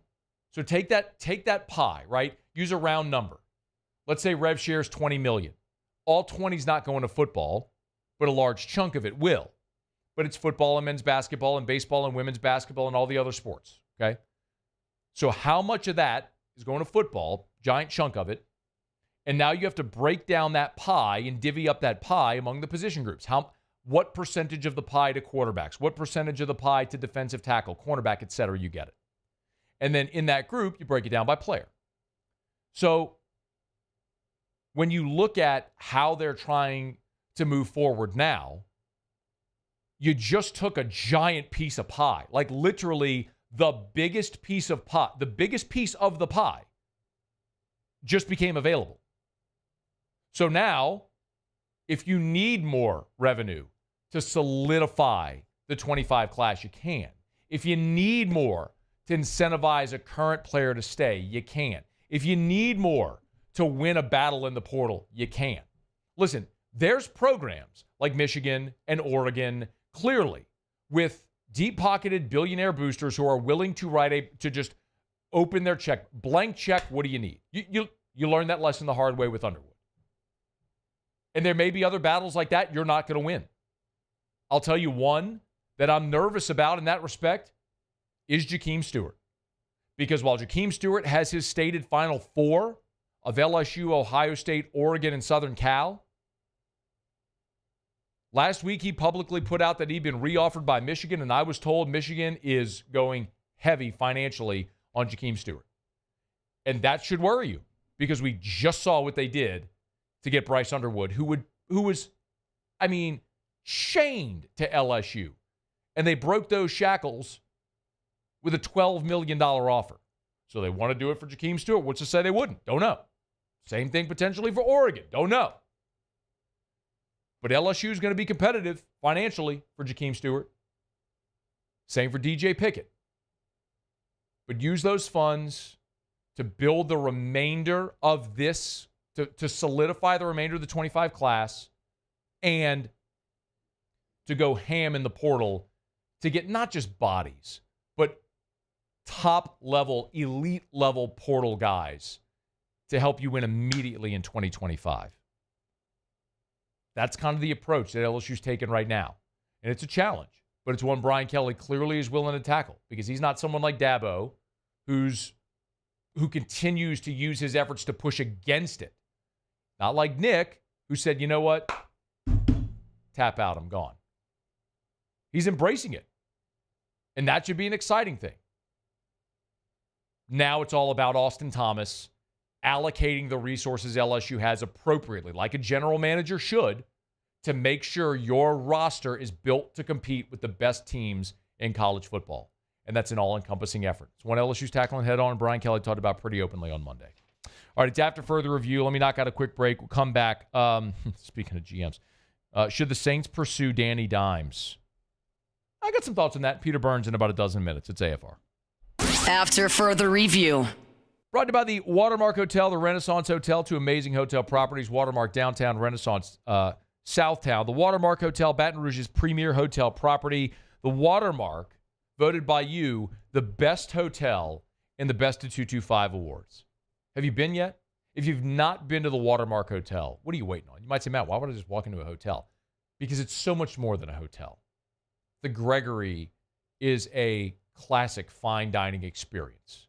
Charcoal oven in the open air in the lobby of the Watermark Hotel with an indoor charcoal oven. Those beautiful aromas are wafting through the entire lobby. It's amazing. The bar, backlit, looking onto 3rd Street, is incredible. It's so bright and open and airy. It's a great place to have a glass of wine, a cocktail, people watch. Maybe you got an event coming up, a wedding reception, a business meeting. You can do it in the elegance of the Watermark Hotel, Baton Rouge's premier hotel property. It's the Watermark Hotel. I've been doing business with Luba for 25 years. They're dependable, trustworthy. It's just the attention to detail with our clients. Our folks have years and years of experience. They're highly trained professionals, but many companies have that asset. What I'd like to think makes Luba a bit different is that we use those talents in a way that truly is dedicated to serving the needs of the folks who depend on us. Let's talk turkey. Bayou Ford can get you in a new 2024 Ford F-150 with $15,000 off MSRP. $15,000 off America's favorite F-150 truck. All new Bayou automotive vehicles come with a complimentary 7-year powertrain warranty. The crew at Bayou Ford is going to do right by you. At Atmos Energy, our Smart Choice solutions help customers save energy and emissions with rebates up to $500 off high-efficiency natural gas appliances, smart thermostats, and weatherization upgrades. Together, we're fueling our energy future.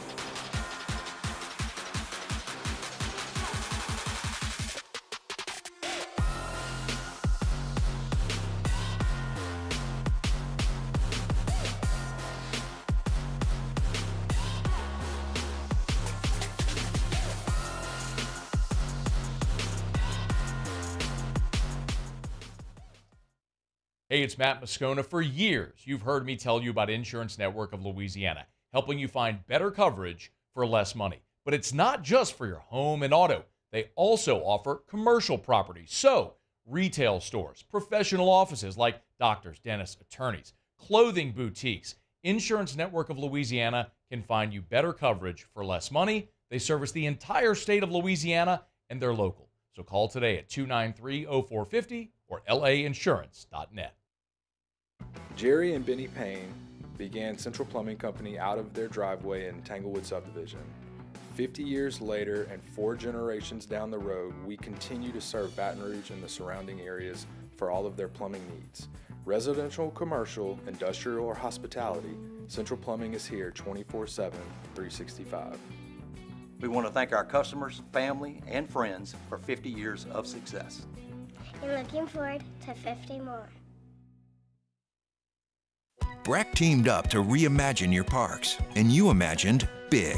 With your help, we went to work, creating 12 beautiful community parks across the parish.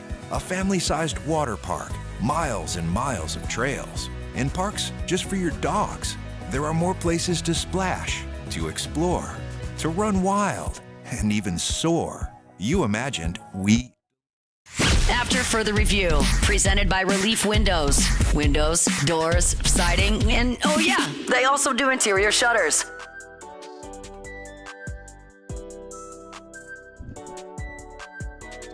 All right, we'll get to Peter Burns here in less than 10 minutes. Going to move kind of quickly. Got something in my inbox earlier today from betonline.ag, and it was odds, the betting odds for Daniel Jones's next team. And I clicked on it just out of curiosity, because he's a guy that was a former number 6 overall pick, and it went so badly there in New York down the stretch. But I also thought, like, would the Saints have odds? Well, as I clicked on it, the betting favorite is the Baltimore Ravens, and it would make some sense because you'd probably look at contenders. You'd probably look at contenders first, because obviously from his standpoint, he'd want to go somewhere where he might have a chance to win. And from a contender standpoint, you'd want to bolster that quarterback room in case you needed a veteran backup. So it makes sense. The Baltimore Ravens have the best odds. You can pull this up, Paulie. Vikings next. And look, I mean, they got J.J. McCarthy, who's missing the entire season, but Sam Darnold hasn't playing well. I mean, they beat the Bears in overtime yesterday. Raiders, who don't really have a plan at quarterback. Cowboys, which Dak's done for the year, so that might make some sense if you're not going to commit to Cooper Rush or Trey Lance. Lions, another contender. And then you get the Dolphins as well, Niners, then some longer odds teams. Panthers, Seahawks, Colts.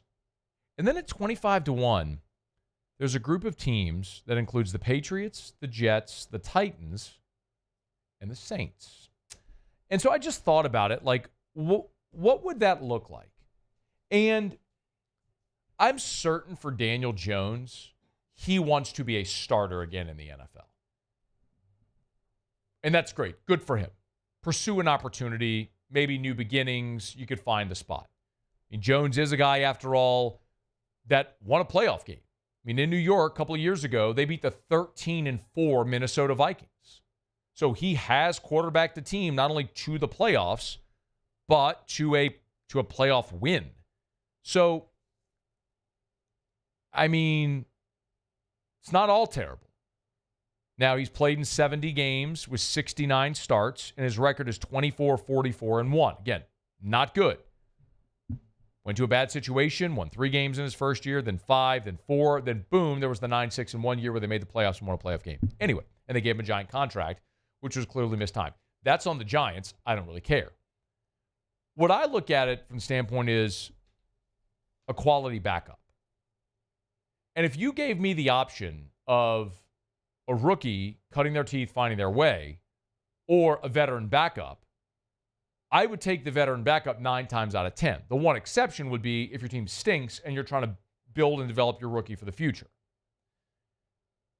Maybe even like if you drafted a high-level rookie, like a first, second rounder, Jalen Hurts in Philadelphia is a great example. They took a swing in round 2 to see if Hurts could become their quarterback of the future. And he was there behind Nick Foles and Carson Wentz, and then ultimately got the job. But I look at the Saints this year, right? Derek Carr's your starter. You paid him a ton to be your starter. And you had a couple of guys you drafted behind him, and you don't know what their future may hold. But I look at where the Saints are right now at 4-7. And when Carr got hurt, he missed 3 games. And you went 0-3 with Spencer Rattler as your starter. I'm not going to tell you that, man, they had Danny Dimes, boy, they'd be a playoff team. But could you have found a way to scratch out one of those wins? Like, could you have beaten Denver on a Thursday night in New Orleans? Maybe. I know the defense stunk. But look at the second half against Tampa. Now, you gave up 51 against Tampa, but a lot of that also had to do with how bad your offense was in turning the football over. If you had a veteran that could steady you, might it have been different. I don't know. But could you have scratched out a win at home against the Chargers? On the road against the Chargers. Maybe, maybe not. I don't know. But one win in that stretch, and we're talking mathematically about a dramatically different path for the Saints this year. And we saw that play out in 2020 with Jameis backing up New Orleans and backing up Drew Brees, and in 2018 with Teddy Bridgewater backing up Drew Brees. And so, if nothing else, with that experience with Drew Brees and the more veteran backups, as opposed to where Chase Daniel was his guy who backed him up forever, and it was really a thing where Chase Daniel was the backup because Drew liked him and wanted another set of eyes. When he came to the sideline, he could talk to him. Not that you ever thought you'd win anything at all with Chase Daniel, but as you had an aging veteran quarterback who suffered injuries, you needed someone that could keep the train on the tracks until your starter came back. So I look at that as great value. If you can have a veteran player like that who started 69 career games, who's played in the playoffs as a guy on the ready or at the ready if you needed him. So I'm not sitting here trying to tell you, hey, go ham and make Daniel Jones your future. I certainly wouldn't do that. I don't know that there's a single team in the NFL that would do that. Shouldn't do that. But would I rather Daniel Jones as the backup in New Orleans over Spencer Rattler and Jake Haener? Absolutely.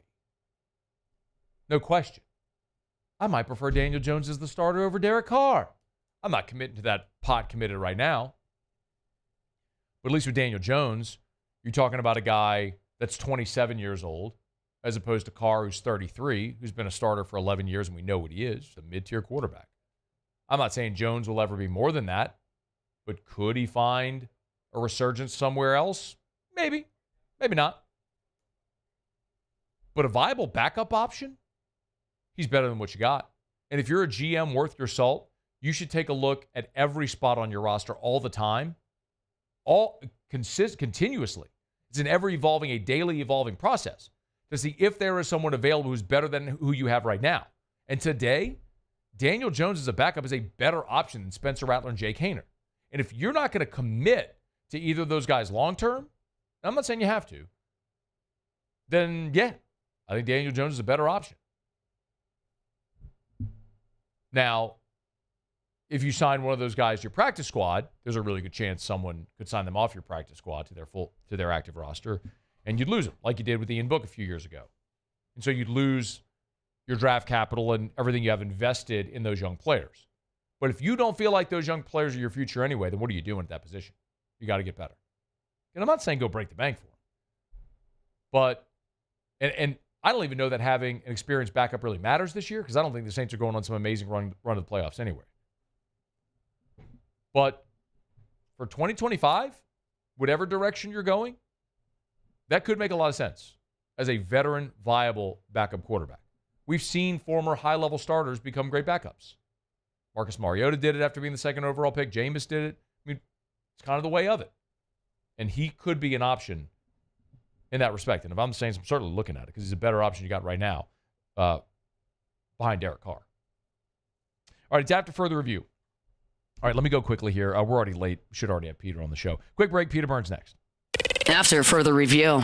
Y'all, Thursday is Thanksgiving. You know that. If you're getting your meats together for Thanksgiving or haven't done it yet, make sure you get by Rouse's, the official supermarket of the New Orleans Saints. At Rouse's, buy a ham, get a turkey, in-store only, minimum $25 purchase, but it's easy. Buy a Hormel Cure 81 spiral sliced ham and it's $2.99 a pound, and get a 14-pound grade A frozen butterball turkey for free.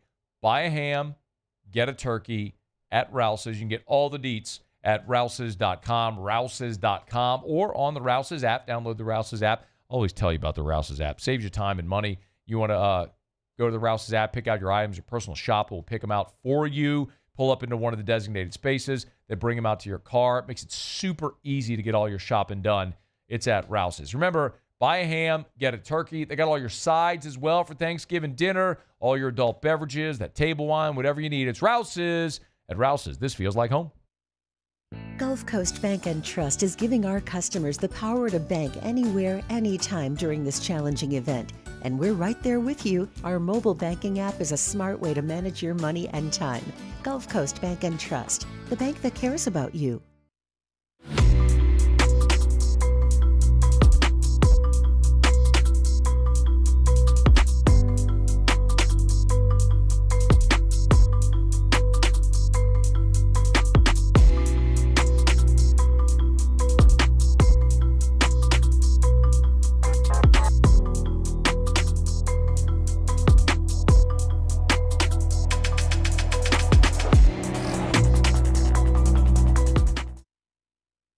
Dylan Cruz here to tell you about Six Rings Baseball and Softball Camp. If you live on the North Shore and play ball, go to Six Rings Camps with former LSU assistant coach Dan Canaveri. His knowledge is second to none, and your child will improve and have fun doing it. Camps were held at Coquille Park and Six Rings Academy in Covington with 4 sessions over the summer. Full day and morning only sessions are available from ages 7 to 13. Go to sixringsbaseball.com or call 985-206-9096. Learn the game to love the game. I've been doing business with Luba for 25 years. They're dependable, trustworthy. It's just the attention to detail with our clients. Our folks have years and years of experience. They're highly trained professionals. But many companies have that asset. What I'd like to think makes Luba a bit different is that we use those talents in a way that truly is dedicated to serving the needs of the folks who depend on us. Electricity is all around us, and our families depend on it. Every day is sparked by the power of a cold drink or a warm meal, a movie night, and a comforting light at the end of a dark hallway. From sunrise to sunset, playtime to bedtime, our team is ready to take care of your electrical needs. Even in the case of an after-hours emergency, the light in your life shines brighter with Mr. Electric. Gulf Coast Office Products is a nationally recognized Savin office equipment dealer based right here in Louisiana. Over 100 employees strong, Gulf Coast has the boots on the ground to support all vertical markets, from education, engineering, legal, and finance. With the latest in office technology, from desktop to production segment units, Gulf Coast and Savin have the perfect fit for you. Call 225-756-2644. That's 756-2644 for Gulf Coast Office Products. At Relief Windows, we're more than windows. We're windows, doors, hardy plank, and vinyl siding. But our number one product is always customer satisfaction.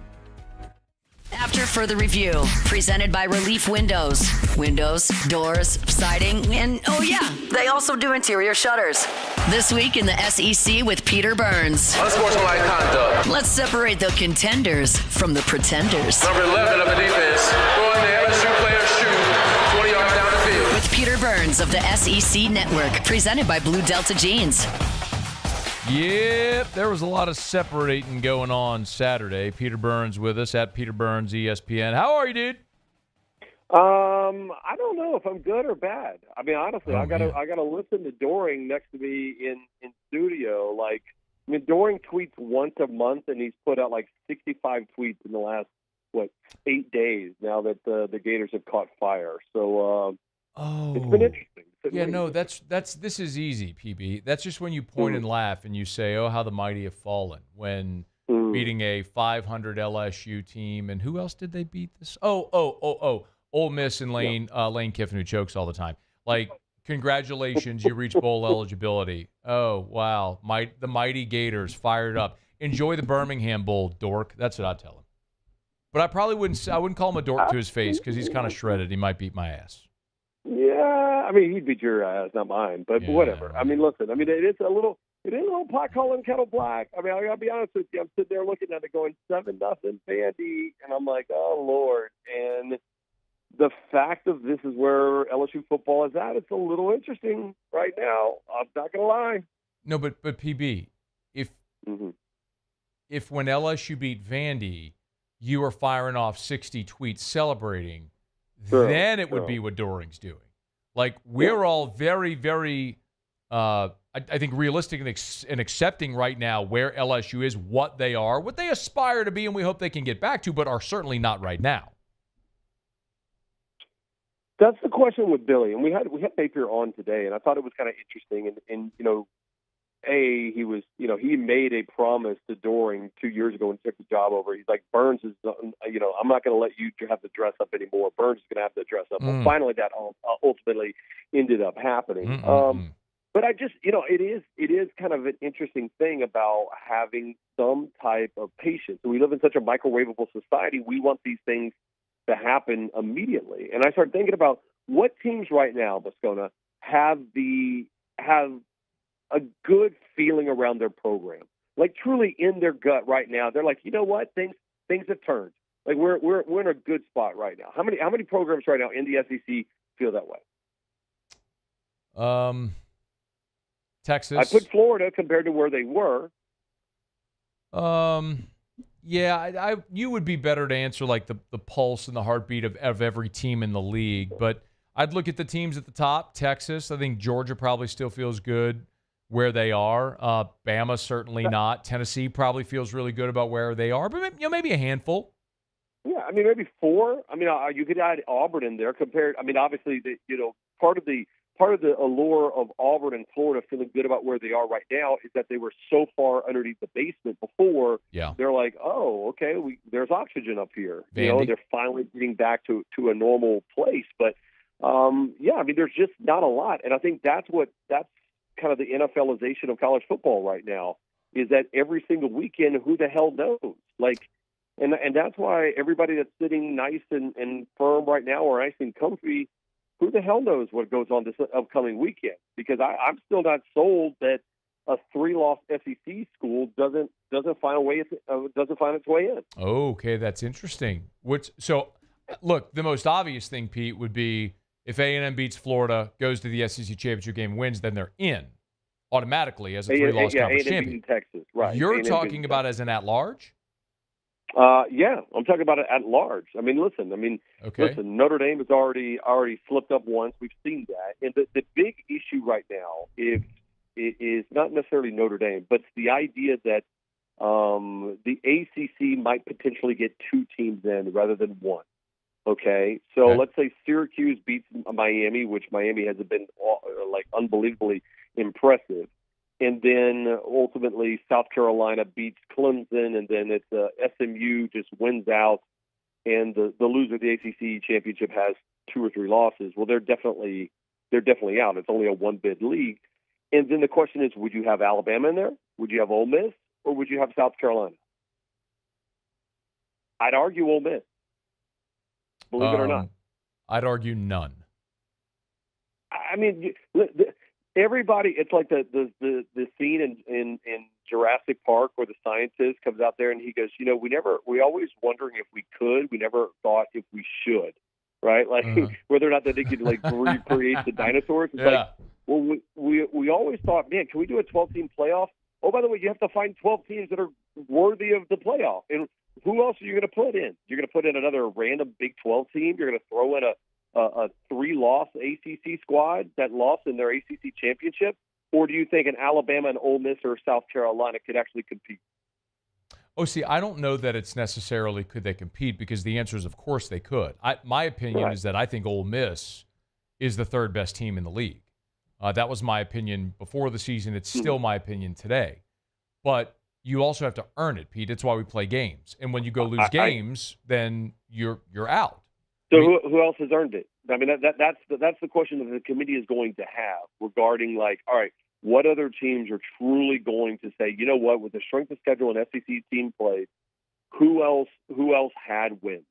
And you can say that, hey, listen, if South Carolina, especially if they beat Clemson this weekend, you can say Ole Miss went into South Carolina, beat the hell out of them by 24. They beat Georgia, which is a college football playoff team, by 18. Is that more impressive than anything like Army did, or a BYU or a Boise or like a second-tier Big 12 team? Oh, yeah, it is. The Big 12 to me is fascinating because, remember, the auto bids, Pete, go to the top 5, the 5 highest-ranked conference champions. We've all just assumed that it would be the Power 4 and then a G5. But you could, Pete, you could have a scenario where Boise and Tulane are both conference champions that rank higher than whoever is the Big 12 champion. And so then the Big 12 champion becomes potentially an at-large. You really want to turn this thing on its head? Watch Boise and Tulane win out, and the chaos in the Big 12 continue to go. Boise and Tulane both get in. That's your crazy scenario that if you're an SEC fan, you're pulling against. But I think that's realistic. I don't think it's out of the realm of possibility. There is a question about, are you better off being like the 5 seed, having to play whatever 12 seed? That's not terrible whatsoever either. You're going to get a home playoff game. You're going to play the weakest of the seeds in the field, allegedly, if that's the 12 seed. That's not a bad spot as well, too. What do you think about what Saban said? He said he'd rather play the game at home than have a bye. What do you think about that? I mean, it just depends on if you're playing an SEC championship game. Like, if you're playing a championship game, you're talking about not only you're doing that, but you're playing one extra game, I believe. I don't know. I mean, I think they're all going to have a little bit of time off, so I don't know if the bye week, it buys you that much as opposed to putting a little bit more rust on your team. But, I mean, think about the home field advantages we saw. I mean, I think we clearly can say, at least for the most part, LSU, Ole Miss. I mean, Ole Miss might, as a whole, top to bottom, might be a better team than LSU, but there was no doubt that the great fans in Tiger Stadium on that Saturday night were a difference maker. Yeah. Look at the same thing with South Carolina and A&M, and look at all these things. So, listen, I mean, as much as it pains me to say, and especially LSU fans, in Saban's not wrong on a whole hell of a lot of these things. So, and he said Auburn and Jordan Hare is haunted. So and I actually believe that at night. Hey, what does Nick Saban know? He ain't ever won a 12-team playoff. That's right. Nick Saban ain't walking through that door. I mean, unless he did, I'd absolutely just say, I mean, I'll leave milk and cookies out for Nick Saban any day of the week. No, he needs to stay far, far away from college football. College game day is fine, but a football field on Sunday, he needs to stay far away forever. Hey, what was the most surprising upset this weekend? Golly, I would say, I mean, the Auburn A&M thing wasn't that surprising, and I could see Florida the way that they're playing. What other one am I missing? Well, it's not a doubt. It's Oklahoma. Okay. What the hell am I talking about? Yeah, I mean, like, because it wasn't just, it was Oklahoma doing to Alabama what Alabama used to do to teams under Saban, which is be like this boa constrictor that you suffocate. You can't run the ball. You can't do anything. You look like a fool, and then they run the ball over you like joyless murder ball, and then it's not fun. And for Brent Venables to do that, that's why I cannot see a world that Alabama is worthy of a college football playoff spot.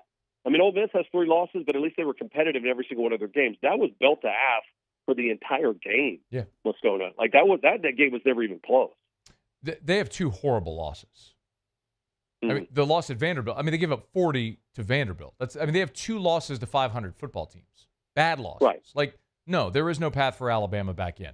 I could hear you on Ole Miss because of the strength of their wins, or South Carolina as well. But unfortunately for South Carolina, the logo on the side of the helmet's going to work against them. That's just the reality. And they're also they're going to be competing with Ole Miss, who went into Williams-Brice Stadium in South Carolina and beat them by 24. So the head-to-head, like, okay, we're done.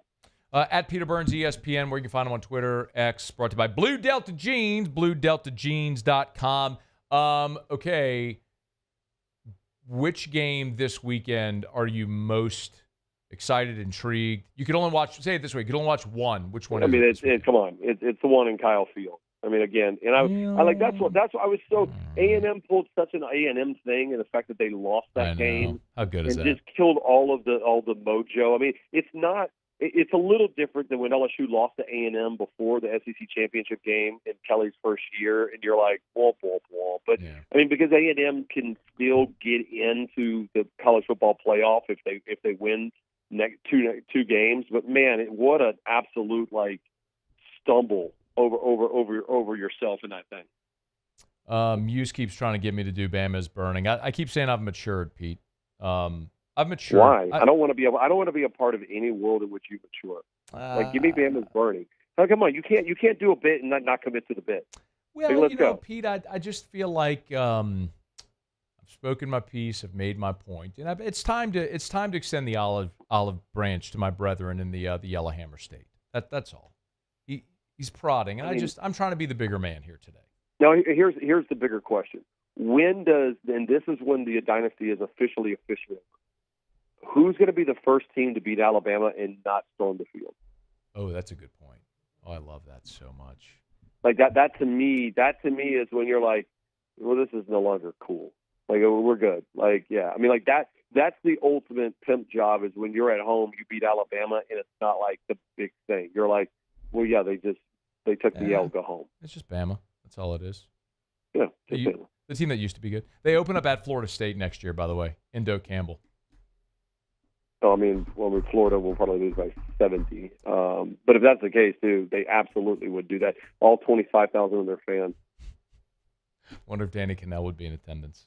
Oh, man. Turtleneck and all. Oh, man. Yeah. Peter Burns, SEC Network. You'll follow him on Twitter, X, at Peter Burns ESPN. Thank you, dude. Hey, by the way, Matt McMahon, how about that win, baby? Triple overtime. Let's freaking go. We're booting up and suiting up, baby. I love it. Thanks, Pete. We'll see you, man. See you, bud. Later. It's AFR. AFR. Brought to you by Darren James and Associates, brokered by LPT Realty. Every home listed by every company all in one place. Agent225.com. Agent225.com. Agent225.com. If you were even thinking about selling your home, why in the world would you call anyone other than Darren James? You know, one of the awesome things about Darren, I was telling you, working with Darren, he just thinks of everything in the way he markets and the way that he extends exceptional customer service. Like, for example, Darren has a giant enclosed moving trailer that for every single home he sells, if you work with Darren James, he will loan you that moving trailer absolutely free to help with your move. Just another one of the little things. Like when we bought our home, most recently, we bought 2 homes with Darren and sold one as well. We get to the closing table, and I've known Darren forever, but he had this care package, a goodie bag together of home starter supplies. Just all those extra things that Darren does. And oh, by the way, he sells more homes than anyone. Agent225.com. Think real estate, think Darren James. It's no secret. The best oysters in Baton Rouge are at Jolie Pearl Oyster Bar. Enjoy mouth-watering South Louisiana flavor and oysters from all over the country. And don't forget our nightly drink specials.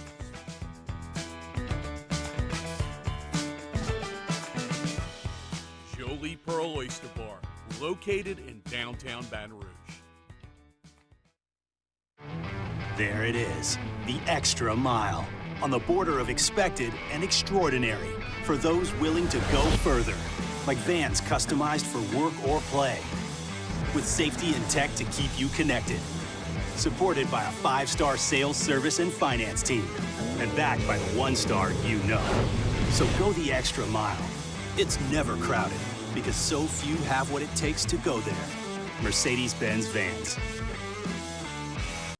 Hey, it's Matt Moscona. For years, you've heard me tell you about Insurance Network of Louisiana, helping you find better coverage for less money. But it's not just for your home and auto. They also offer commercial property. So, retail stores, professional offices like doctors, dentists, attorneys, clothing boutiques. Insurance Network of Louisiana can find you better coverage for less money. They service the entire state of Louisiana, and they're local. So call today at 293-0450 or lainsurance.net. I've been doing business with Luba for 25 years. They're dependable, trustworthy. It's just the attention to detail with our clients. Our folks have years and years of experience. They're highly trained professionals. But many companies have that asset. What I'd like to think makes Luba a bit different is that we use those talents in a way that truly is dedicated to serving the needs of the folks who depend on us. Jerry and Benny Payne began Central Plumbing Company out of their driveway in Tanglewood subdivision. 50 years later and 4 generations down the road, we continue to serve Baton Rouge and the surrounding areas for all of their plumbing needs. Residential, commercial, industrial, or hospitality, Central Plumbing is here 24/7, 365. We want to thank our customers, family, and friends for 50 years of success. And looking forward to 50 more.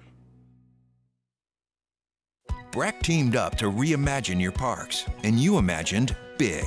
With your help, we went to work, creating 12 beautiful community parks across the parish. A family-sized water park, miles and miles of trails, and parks just for your dogs. There are more places to splash, to explore, to run wild, and even soar. You imagined, we delivered. After further review, presented by Relief Windows. Windows, doors, siding, and oh yeah, they also do interior shutters. Wrapping up hour number 2, Muso, Tigers in the pros. Tigers in the pros. They still bleed purple and gold. They're just really rich now. Oh, man, what a great effort from Jaden Daniels on Sunday for the Commanders. Unfortunately, he can't kick field goals as well. 25 of 38, 275, 2 touchdowns in the game through the air. Another 7 carries, 74 yards, and a 3rd touchdown on the ground for Daniels. 86-yard bomb. Looked like it was going to tie the game, but unfortunately, a missed extra point, 2nd of the day. Had the Commanders fall short against Dallas. But a great day for Jaden Daniels. Great day for Danielle Hunter. 7 total stops, 3 sacks in the game, a total of 5 tackles for a loss. Huge effort for Houston there for Hunter. Unfortunately, just didn't get the job done. The Titans, actually with the dub. I do want to shout out Ali Gay on the other sideline as well, though. Only 1 stop in the game, but it was a sack for Ali Gay and in the Tennessee Titans. Omar Spates, last night, Sunday Night Football, if you were watching, 7 total stops in the game, putting 2nd on the team for L.A. getting a lot more playing time here as of late, and he'll be in the Dome with the Rams this Sunday when they face the Saints. That's Oregon State Beaver, Omar Speights. That's former LSU Tiger, Omar Speights. Kind of. It's what it is. Kind of. We do it with a bunch of transfers that finish out here. Cam Thomas dropped 34 last night. 11 of 22, 50%, 34 points. He's really good. That's Tigers in the Pros. Presented by Lee Michaels Fine Jewelry, LMFJ.com. LMFJ.com for Lee Michaels Fine Jewelry. Y'all, we are creeping closer to Christmas, gents.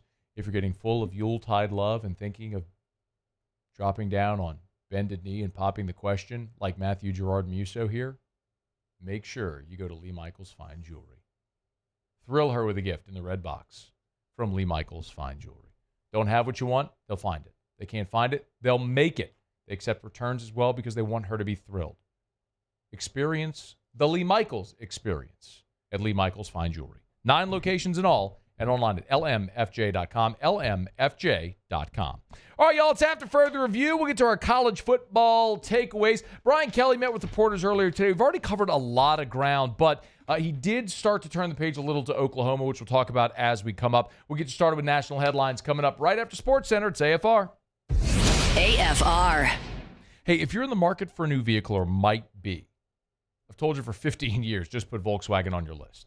Well, there's a lot of great reasons to do so right now over at South Point Volkswagen, Louisiana's largest volume Volkswagen dealer. Get by South Point Volkswagen because Sign Then Drive is going on right now. It's the single biggest annual sale that they do. 0 down, 0 due at signing, no first month's payment, no security deposit. And right now, they have a gigantic Black Friday deal going on. We're talking about some of the most amazing prices and deals you'll find on brand new Volkswagens of the entire year. So Sign Then Drive is going on, the Black Friday special is going on, and it's Louisiana's largest volume Volkswagen dealer.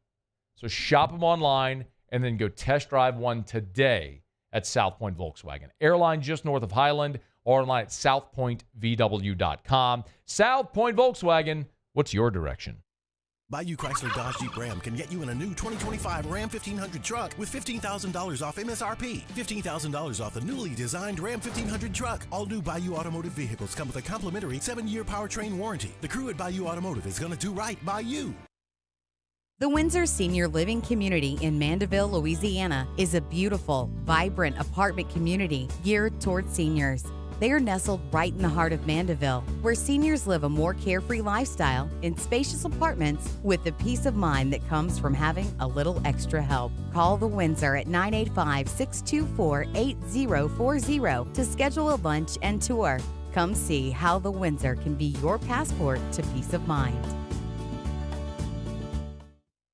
Dylan Cruz here to tell you about Six Rings Baseball and Softball Camp. If you live on the North Shore and play ball, go to Six Rings Camps with former LSU assistant coach Dan Canaveri. His knowledge is second to none, and your child will improve and have fun doing it. Camps were held at Coquille Park and Six Rings Academy in Covington with 4 sessions over the summer. Full day and morning only sessions are available from ages 7 to 13. Go to sixringsbaseball.com or call 985-206-9096. Learn the game to love the game.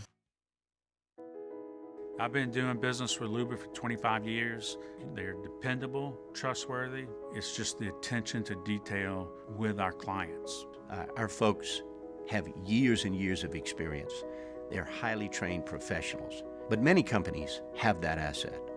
What I'd like to think makes Luba a bit different is that we use those talents in a way that truly is dedicated to serving the needs of the folks who depend on us. Electricity is all around us, and our families depend on it. Every day is sparked by the power of a cold drink or a warm meal, a movie night, and a comforting light at the end of a dark hallway. From sunrise to sunset, playtime to bedtime, our team is ready to take care of your electrical needs.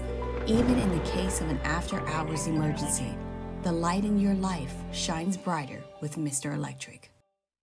Gulf Coast Office Products is a nationally recognized Savin office equipment dealer based right here in Louisiana. Over 100 employees strong, Gulf Coast has the boots on the ground to support all vertical markets, from education, engineering, legal, and finance. With the latest in office technology, from desktop to production segment units, Gulf Coast and Savin have the perfect fit for you. Call 225-756-2644. That's 756-2644 for Gulf Coast Office Products. At Relief Windows, we're more than windows. We're windows, doors, hardy plank, and vinyl siding. But our number one product is always customer satisfaction. Visit us online at reliefwindows.com. Oh, by the way, we do shutters too.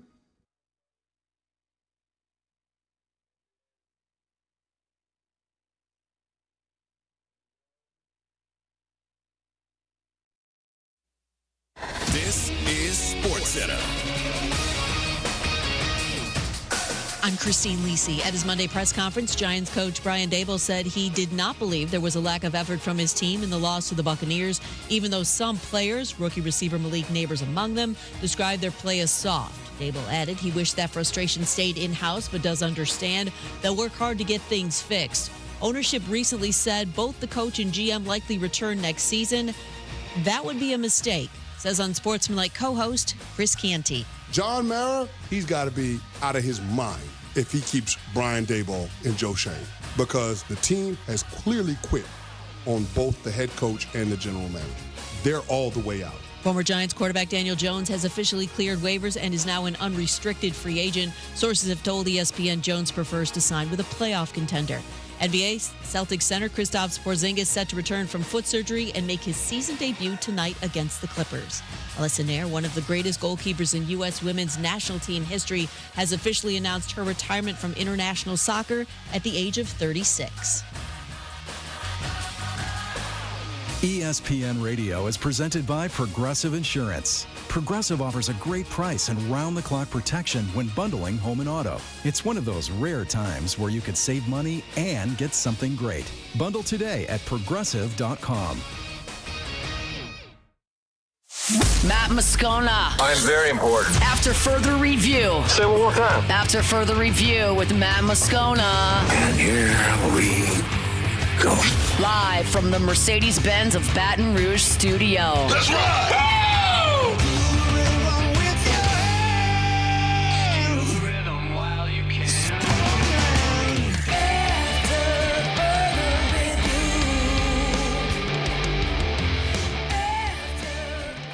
Hour 3, off we go. Welcome aboard. Glad you're with us.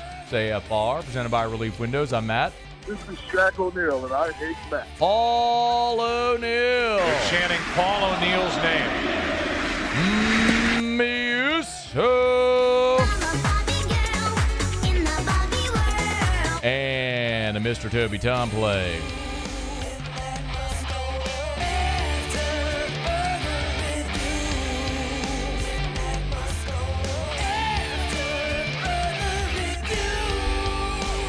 All right, we're here. Glad you are as well. 5 o'clock quitting time. Glad you are driving home with us. Brian Kelly met with reporters today, recapping the Vandy win, getting you set for Oklahoma. We'll get to our college football takeaways bottom of this hour. I do understand that throughout the day today, many of you have asked about me doing Bama is Burning. Sean Velino sent this text. Come on, Matt. Bama has to fire emojis. Greg said, did Ryan Fowler get to you? Ryan's my dear friend who does radio on TED 100.9 FM or something like that in Tuscaloosa. I love Ryan, but he's mispronounced my name for a dozen years. He calls me Matt Moscona. I'm like, Ryan, I've been going on your show for a dozen years. Can you say my name right? But it's okay. Love the guy. Brian Williams, look here, Matt. I think it's great that you're trying to change your life on the whole Bama is Burning thing. Really great. However, we don't care. Going to need you to sideline that good boy attitude and bring the heat home, homie. Muse, I know you want it, but I feel like I've made my point. It's been 10 months. For 10 months now, I've trolled the ever-living hell out of these Alabama people. And it's so easy. I mean, it's just like you walk up and you kick the anthill and they scurry like crazy. And they just don't understand, bless their hearts. I've celebrated Nick Saban's retirement. I've laughed at every decommitment. I've shoved popsicle sticks in their eyes whenever somebody transfers out of the program. Remember they hired their offensive coordinator and then he promptly left? I tap danced on their grave. I wore a Grim Reaper costume in studio. I had a smoking jacket. I lit a cigar in this studio to celebrate them losing to Tennessee. I've called you names. I've intentionally mispronounced the name of your stadium over and over again to the point where even LSU fans don't understand that's a bit. And it's caused a lot of backlash. And what's happened is on social media, people of Alabama fans, bless them, they've gone into my mentions and they've just said vile things, vulgar things about me, about my family, about things they'd like me to do to certain animals, or what they'd like certain animals to do to me. And it's just at some point we all have to graduate. At some point we've all got to mature. And we've got to put our swords down and understand that our teams can compete on the field and we can be passionate fans rooting for our teams. But after that, we have to understand that we're all children of God, just here trying to get to heaven. So I would like to apologize from the bottom of my heart to absolutely nobody. Give me my music, you better give me my music right now. Did you honestly think I wasn't gonna bring the energy today? What did you think was gonna happen today?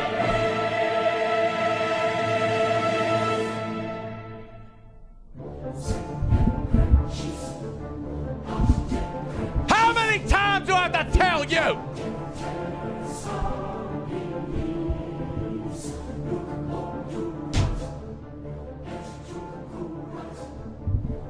June 15th, 2024. Play it, Muse. Alabama's not going to be bad. I told you you weren't going to be bad. August the 20th. Play it, Muse. I'm not telling you you're never going to win anything of significance ever again. What I'm telling you, your charmed life is over. Every time you won a game, you tried to jump up in my Twitter mentions. Oh, you beat Georgia. So? You blew a 28-point lead, you chumps. Congrats. You beat a sub-500 Wisconsin team, you dorks. Nick Saban wouldn't have you celebrating that.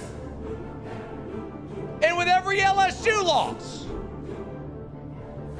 what did I hear? LS poo-poo. Y'all can't even spell or speak. Country ass. But I've told you every time I've done one of these, it ain't about LSU. The first damn one I did, January the 18th. Play it, Muse. I'm going to have more fun watching Alabama lose this year than watching LSU win. July 31st. Play it, Muse. But this ain't about LSU. It's about it being anyone other than you. I've told you over and again. Play it again, Muse. I'm not even telling you LSU's going to beat you this year. What I'm telling you is your days of living a charmed existence, those days are over. July, I told you you might beat LSU. It didn't matter. What I also told you in July was you were going to lose 3 regular season games, and guess what? That's happened. And my God, did it happen in a glorious blaze emanating from Brian Dennehy Stadium. The flames were so wide they wafted all the way to Norman, Oklahoma, and engulfhed Hefty Harsin. They engulfed Kalen DeBose. This is your new reality. This is your new reality. Your SEC and college football playoff hopes were on the line. And you lost to a 5-5 Oklahoma team. No heart. Got your ass kicked at the line of scrimmage. Your quarterback threw a pick six, and instead of trying to make a tackle, he tried to leg sweep someone like he was in the freaking Karate Kid. Same quarterback who threw no touchdowns and 3 interceptions. Same quarterback. Y'all been hyping as a first-round pick. I've been telling you he's a bum. Probably a good kid. Really good athlete, too. But he'll never be an NFL quarterback.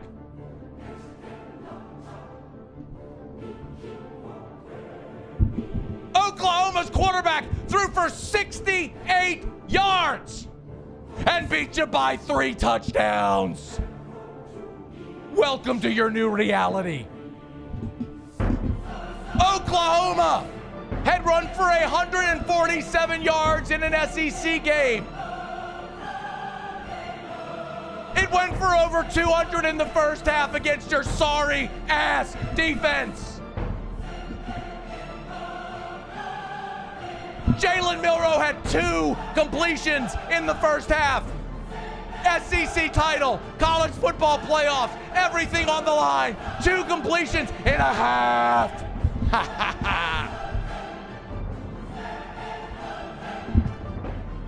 This is your new reality.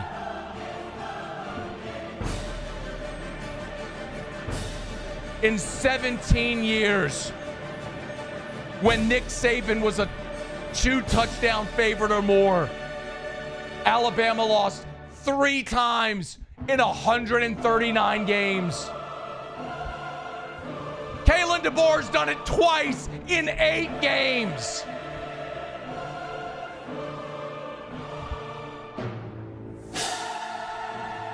From 2008 to 2023,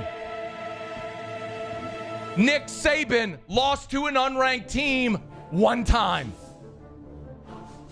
16 years, 1 loss to an unranked team. Texas A&M in 2021. Kalen DeBoer has done it twice in his first year. And he didn't inherit the steaming pile of crap Nick Saban did. He inherited the greatest roster and program and most stable dynasty ever. And he's losing to 500 unranked football teams. Saban's players, a veteran quarterback, a 12-team college football playoff, and you're going to the Citrus Bowl.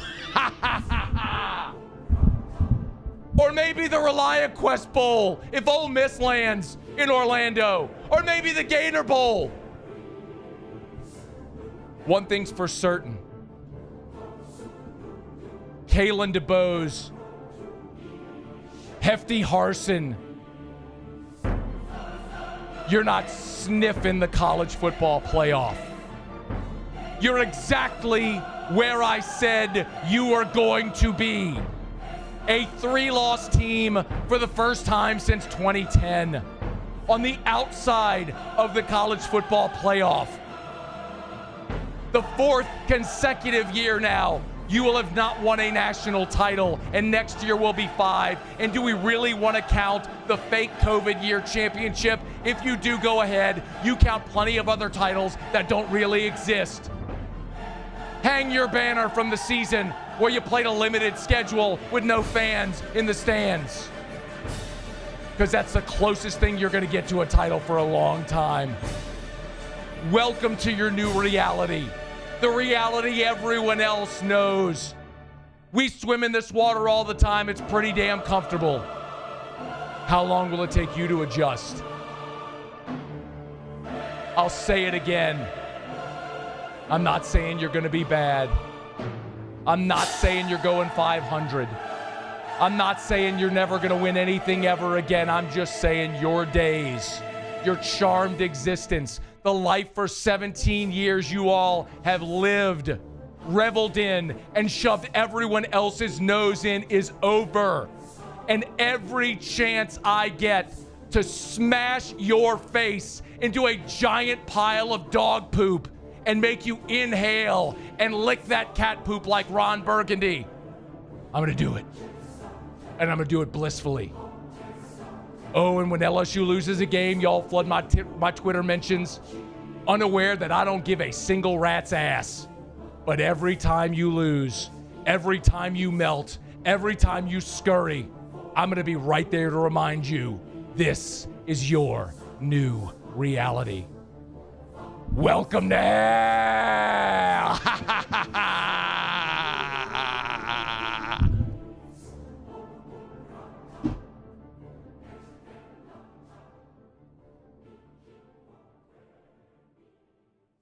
AFR.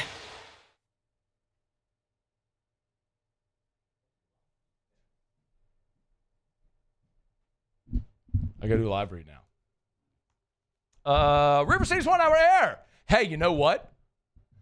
You know what you could use amid a raging inferno? River City's 1 hour air. So call them. 752-0001.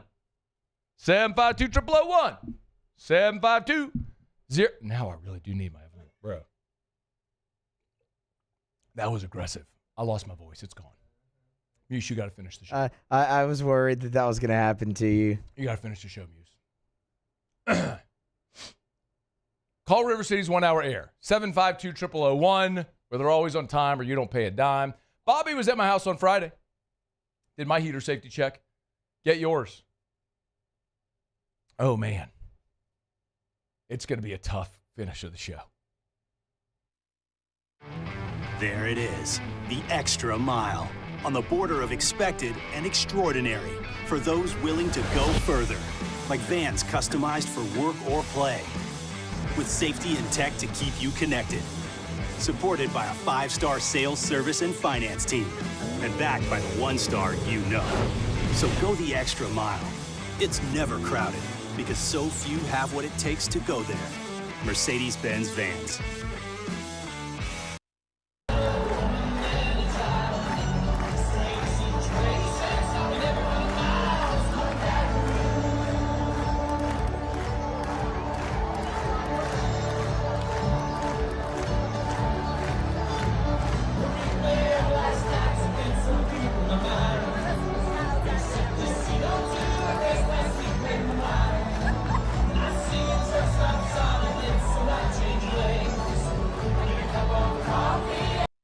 Hey, it's Matt Moscona. For years, you've heard me tell you about Insurance Network of Louisiana, helping you find better coverage for less money. But it's not just for your home and auto. They also offer commercial properties. So, retail stores, professional offices like doctors, dentists, attorneys, clothing boutiques. Insurance Network of Louisiana can find you better coverage for less money. They service the entire state of Louisiana, and they're local. So call today at 293-0450 or lainsurance.net.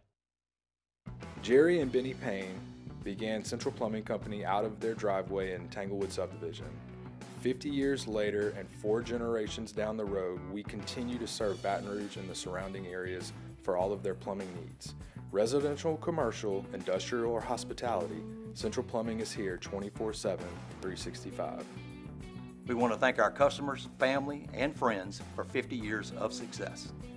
And looking forward to 50 more. Breck teamed up to reimagine your parks, and you imagined big.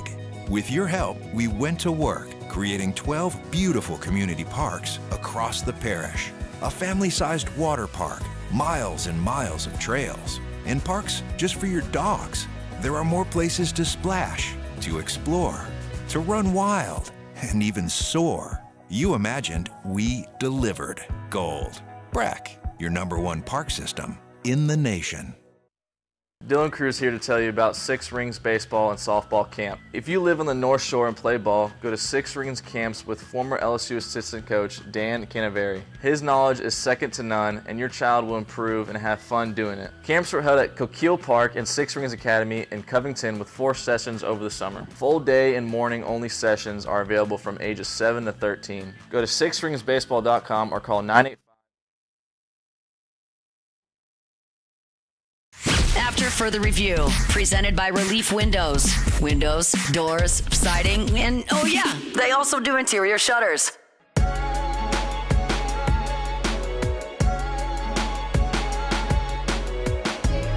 going to have to turn that down. It's way too loud. I cannot talk over that. You got to turn that down.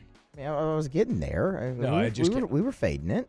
You were fading it way too slowly. I'm just saying I can't speak.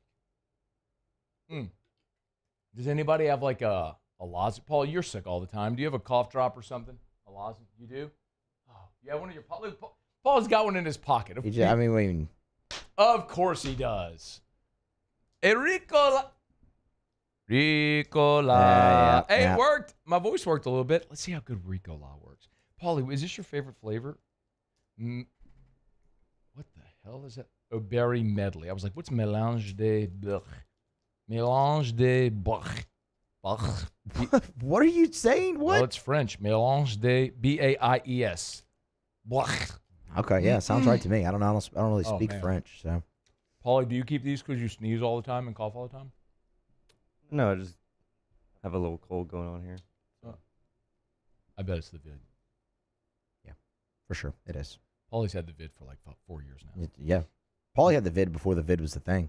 Perpetual vid. Mm-hmm. Thank you, Paulie. I needed this now more than I've ever needed a cough drop in my life. Not a cough drop, what do you call Ricola? It's not a cough drop. What is it? Lozenge, right? Like you said? Yeah. Is that what Ricola, what does it say on the box? Do you know? I don't remember. Anyway, whatever it is. Man. It's going to be a struggle to get to the finish line. Just telling you. I thought this was really interesting. Brian Kelly on Monday was asked about the importance of C.J. Daniels. And every Monday we look at the PFF rankings, and I tell you all the time, Pro Football Focus is, you could probably repeat it now because I say it all the time. It is a metric. It's not the metric. It's just something to consider. But pretty consistently, C.J. Daniels is always among LSU's highest-rated offensive players. And he really has been a security blanket for Garrett Nussmeier. He has the best drop rate from Pro Football Focus, meaning whenever the ball is thrown to him and it's a catchable ball, he drops it the least of anybody on the team. He's their best blocker. He's been very, very good. But he's battled an injury this year. He had a knee injury a year ago that he's battled back from. And Brian Kelly talked a little bit about the knee injury, but something Kelly disclosed today was another injury Daniels has played through. But even after that, there was something way more significant that Kelly mentioned in the soundbite on Monday.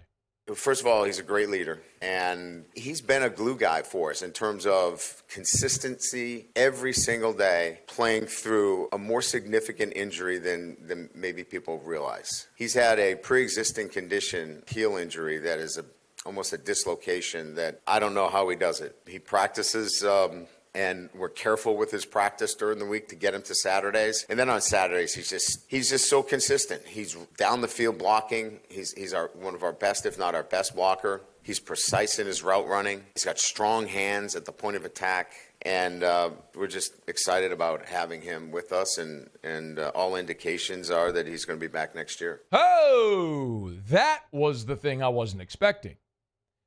But after further review, thank you, Daniels was a freshman in the COVID season, which is fine, but 21, 22, 23, 24, that's 4 seasons since. So he's played 4 seasons since. However, one of those seasons at Liberty, he played only 4 games, which counts as the redshirt year. So he actually has the super senior season available in 2025 to return if he wants to. And Brian Kelly telling you there, all indications are he will. That is really, really significant. Let's assume that Kyron Lacy goes pro. Well, if Daniels returns, you'll have to wait on decisions from Aaron Anderson, Xavier Thomas, and Chris Hilton. Chris Hilton could return again as well. Those four could all return for you next year. You've moved Trey'Dez Green to receiver. It remains to be seen if he stays in that role or continues to play some sort of like hybrid tight end role. And then you've got the young guys behind him. Kyle Parker was outstanding and flashed as a stretch the field game breaker before his unfortunate injury. We're still waiting to see Shelton Sampson's development, but the physical ability is there for Shelton. Jelani Watkins is a flat out legit track speed burner who we saw in fall camp, who's a freshman who needs to grow into it. And then you have other young guys like Kylan Billiot, a freshman this year, 6'3", 190, who you hope can still grow and develop further. And then you look at the signing class that you have presently with guys coming in, including Teron Francis, who's the number one receiver in the state of Louisiana. I mean, it's pretty encouraging when you look at what the roster will look like in 2025. And specifically the point about Daniels, I think it's even more significant because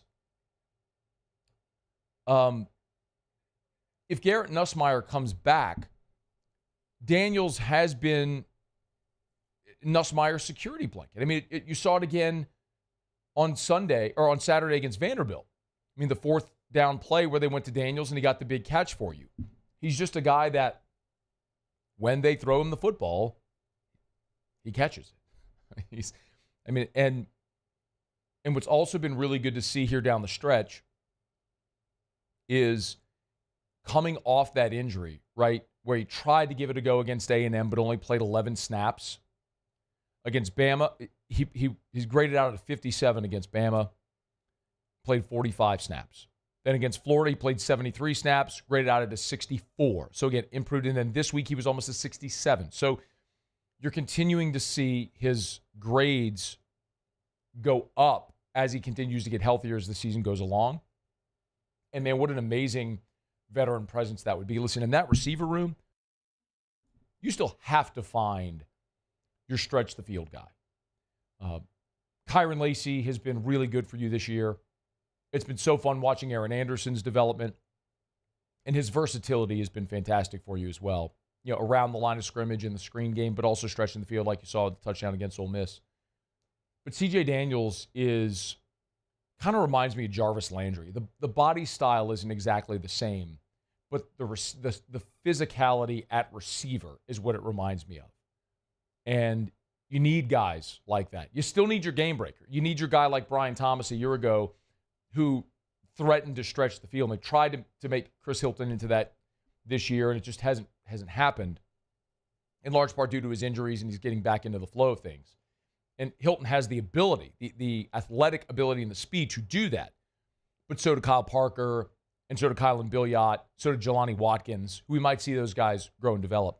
But I'll also tell you that a true game breaker at receiver is one spot that LSU looks to invest in the transfer portal this year. And Brian Kelly said it on Monday when he was asked about the portal. He said, point blank, can you play number 10, about their approach in the portal this year. We'll be very aggressive. I think everybody that's followed us knows that we weren't very aggressive in the transfer portal. We put together a defensive line using minimal resources. We've really put ourselves in a position, and I'll use this term loosely, to stay well under the cap so we could be quite aggressive this year, as well as bringing in 16 mid-years. We're going to have 16 mid-years. We think that the program, in terms of the culture and the standards, are such that we can do that now, where we can bring in 16 freshmen and maybe one of, if not the largest, transfer portal classes as well. And there are clear positions where I think LSU needs to add impact, not just bodies, but impact guys. Defensive tackle, potentially offensive line, receiver, and the most important, I think, is safety. But receivers in that mix as well. They know they need to spend there in the portal and get an impact guy. I think they're going to do it. But C.J. Daniels potentially coming back would be a major boost to LSU's 2025 offense. All right, we're brought to you by Parish Construction and Roofing, parishbuilt.com, parishbuilt.com, and Parish Restoration. Do business with someone you know. That's Parish Construction and Roofing. If you go to parishbuilt.com, fill out the form on the homepage. We'd love to give you that free, no-obligation roofing inspection. It's so easy. Go to the website, fill out that form. It'll take you 30 seconds to fill out that form. You're immediately ingested into our system. Someone will call you to schedule that inspection. You don't even have to be home. And from that initial contact, we'll handle everything. We'll handle the inspection. We'll supply you with the inspection report. If we recommend or pay a replacement, we'll help you file the claim with your insurance company. We'll meet the adjuster at your home. We'll work to get your claim approved. Of course, our crews will do a masterful job of repairing or replacing your roof. We'll clean everything up when it's done. And, of course, we'll take great care of you along the way. All you got to do is pick out your shingle color. Do business with someone you know. That's me. That's Ryan Terrio. That's Richard Tilley. That's Joe Morales. That's Trent Davis. It's all of our great staff over at Parish Construction and Roofing. Commercial, residential, repairs, replacements. We do it all at Parish Construction and Roofing. Go to parishbuilt.com. Parishbuilt.com. Do business with someone you know. Parish Construction and Roofing. Parishbuilt.com. All right, Jimmy will be here in 15 minutes. We'll get to Otter Locks, see what Ott's got on the Harbaugh Bowl tonight. Ravens, Chargers, John against Jim Harbaugh. We'll get a pick there. Pretty good day for Football Sunday yesterday. As a matter of fact, I texted Jimmy late. Randy McKay gave the Eagles, and that was just a rocking chair cover on Sunday Night Football for Philly against the Rams. So we'll see what Jimmy's got for Monday Night Football tonight. And I don't know if Otter Locks are up yet at Louisiana Sports. I'm checking right now because Jimmy's also usually has some college basketball, some NBA stuff as well, so we'll check on it. But you can always get the picks at louisianasports.net if you don't want to wait until 5:45 Louisiana Sports. I actually don't see him posted right now. Hunt, what are you doing? But we'll get him. We'll get to Otter Locks here in about 15 minutes. Stay here. It's AFR. AFR. So for about a year now, I've told you about my friends over at Action Industries, proud partner of LSU Athletics. Action Industries servicing the petrochemical and refinery markets in and around the greater Baton Rouge area for as long as I've been alive, 42 years. But they also have the Advanced Turnaround Group. And this is something I'm going to have the pleasure to tell you a lot about in the coming weeks and months. And when it comes to Action Industries and the Advanced Turnaround Group, it's the same great company. It's a local Louisiana company. It's been here, Geismar and Belrose, since 1942, doing the great work. But the Advanced Turnaround Group, it's not like they're taking workers from other jobs and throwing them into turnarounds. These are people, these are project managers, these are workers whose lives are committed to turnaround work. They're experts at it. It's the Advanced Turnaround Group over at Action Industries. You can learn more online. Action Industries, proud partner of LSU Athletics. Gulf Coast Bank and Trust is giving our customers the power to bank anywhere, anytime during this challenging event. And we're right there with you. Our mobile banking app is a smart way to manage your money and time. Gulf Coast Bank and Trust, the bank that cares about you. At Atmos Energy, our Smart Choice solutions help customers save energy and emissions with rebates up to $500 off high-efficiency natural gas appliances, smart thermostats, and weatherization upgrades. Together, we're fueling our energy future.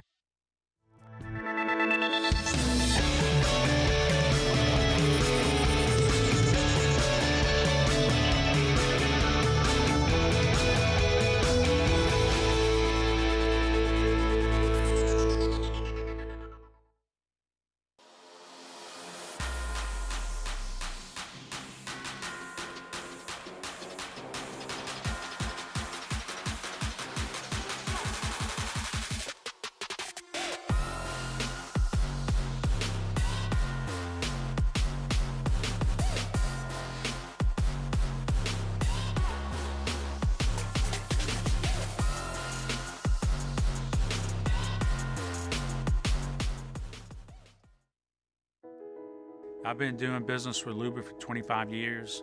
They're dependable, trustworthy. It's just the attention to detail with our clients. Our folks have years and years of experience. They're highly trained professionals, but many companies have that asset. What I'd like to think makes Luba a bit different is that we use those talents in a way that truly is dedicated to serving the needs of the folks who depend on us. Electricity is all around us, and our families depend on it. Every day is sparked by the power of a cold drink or a warm meal, a movie night, and a comforting light at the end of a dark hallway. From sunrise to sunset, playtime to bedtime, our team is ready to take care of your electrical needs. Even in the case of an after-hours emergency, the light in your life shines brighter with Mr. Electric. Gulf Coast Office Products is a nationally recognized Savin office equipment dealer based right here in Louisiana. Over 100 employees strong, Gulf Coast has the boots on the ground to support all vertical markets, from education, engineering, legal, and finance. With the latest in office technology, from desktop to production segment units, Gulf Coast and Savin have the perfect fit for you. Call 225-756-2644. That's 756-2644 for Gulf Coast Office Products.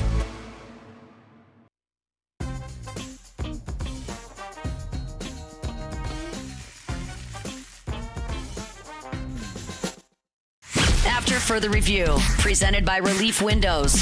Windows, doors, siding, and oh yeah, they also do interior shutters.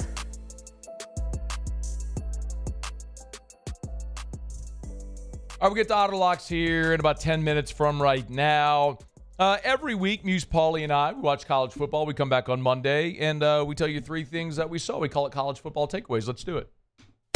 Another week in the books. What did we learn about the landscape of college football? All righty, Muse. Yeah. Start us off there. I will. The Pittsburgh Panthers were frauds. I mean, complete and total frauds.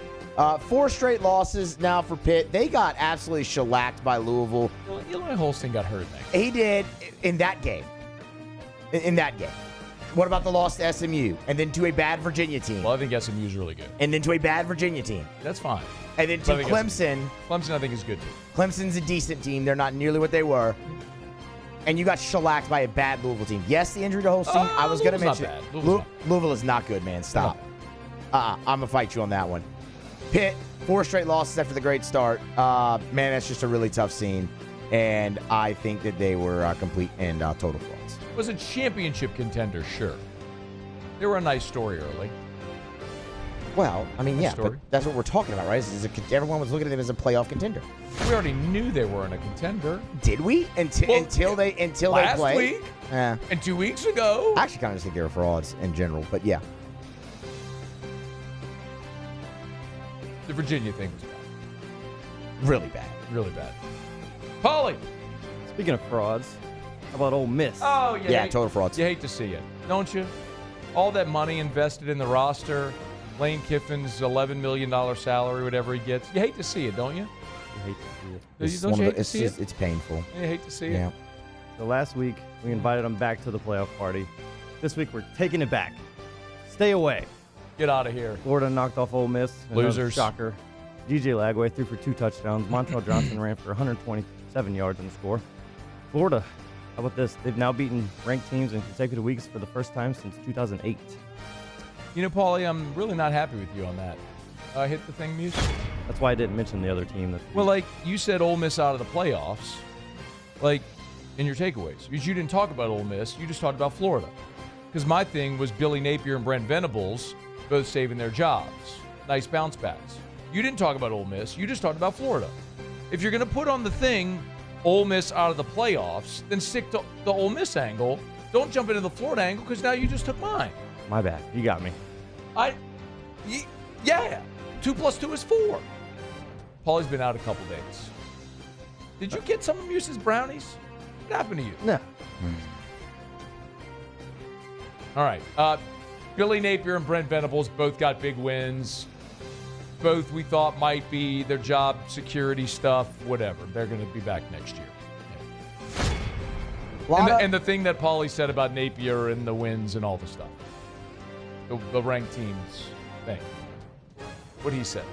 A lot of big outcomes, a lot of shocking outcomes, a lot of important games being played. None bigger than the Pac-12 championship between Washington State and Oregon State. Congratulations to the Beavers. They're sitting out there. They're representing the lowly Pac-12. 5-game losing streak they were on, and the Beavs snap it and win the Pac-12 title, 41-38 over Wazoo. Do they really get a Pac-12 title? I really hope that they do. I'm not positive. You should have prepped that. I hope they get a trophy. do. Man, I hope they milk this for whatever it's worth. Hang a banner. Yeah. Friggin' get a trophy. Like, you won the Pac-12. Undefeated. Undefeated season in conference. Shout out if Oregon Ole Miss State. Gets to call themselves 2003 SEC West champions, then sure. Yeah. This is as legitimate as that. 100%. More legitimate. More legitimate. Because they won the game on the field. Yes, they did. Yeah. They stormed the field after it, too. No, did they? They did. They totally did. It was so good. I love it. That's completely not on my radar at all this weekend. How about Nebraska? They're going bowling. The last time the Huskers played in the postseason, y'all know? Oh, man. It's been 8 years? Or was it Pelini? It's been since Pelini. It's been 2009. 2016. 16. So 8 years. So 8 years. 8 years. Nebraska had lost 9 straight games with the chance to become bowl eligible, with 8 of those losses coming in one-score games. The Huskers, they took a 17-point lead in the fourth quarter and then pulled away with a 44-25 win over Wisconsin. That's the most points Nebraska has scored in a game since Matt Rule took over the program. So one of the things I told you to watch last week was the Big 12 scenarios. And something worth keeping an eye on. Remember, the 5 highest-ranked conference champions get automatic berths in the playoffs. Not necessarily the Power 4 and a G5. It can be 2 G5s. So there is a world where Boise and Tulane could win out and be ranked higher than the Big 12 conference champion. Arizona State beat BYU, but Colorado lost. I'm just saying there's a scenario whereby Arizona State could lose maybe to Arizona. You could see more upsets and chaos in the Big 12, and you could have a Big 12 champion with 2 or 3 losses ranked lower than both Boise and Tulane. That would be the definition of a bid stealer if it went that way. Boy, there'd be a lot of upset people in SEC country. Oh, yeah. You'd hate to see it, wouldn't you, Muse? It would just crush me. You'd hate to see it if something like that happened and it kept out a 3-loss Ole Miss or a 3-loss Bama. Hey, chumps, don't lose to Kentucky on your home field. Hey, losers, don't go drop a game to 5-5 Oklahoma or to Vanderbilt. All right, you can go. I want to give some love and a hat tip to Dave Aranda. Atta babe. Big turnaround for the Baylor Bears right now, man. They have now won 5 straight games. You'll remember they started 2-4, looked really rough. Turned out the teams they lost to were about better than we expected. How about the loss to BYU? That looks better. Colorado, that loss looks a lot better. Good. Utah kind of stinks. Well, but the Colorado loss was on the Hail Mary and the tip thing. Yeah. That was rough. That was brutal. And then, Iowa State turned out to be a really good team. They got into the, I don't want to say easier, but the softer part of their schedule maybe. They've won 5 straight. He's kept that thing on the rails. Shout out Dave Aranda. He'll always be revered here. And I'm going to shout out Notre Dame. They knocked off previously unbeaten Army, 49-14. Shout out to Phil Steele. Yeah. Went heavy on that one, Muse. Phil had a great week. Oh, my God. Phil had I think Phil was great week, brother. Like 9-2. Something Wow. like that. I missed that. Huh? I said I missed that. Yeah. Good. You also sent in the wrong graphic for the Terrio pickup. You did. You sent one from last year. Did I? Yeah, you did. Oh, wow. You did. I was ready to get out of here then. I don't blame you. Jeremiah Love, he scored 3 touchdowns. He tied a school record for his 11th straight game with a rushing touchdown. So, that loss to Northern Illinois looks like a distant memory. Notre Dame faces USC next week.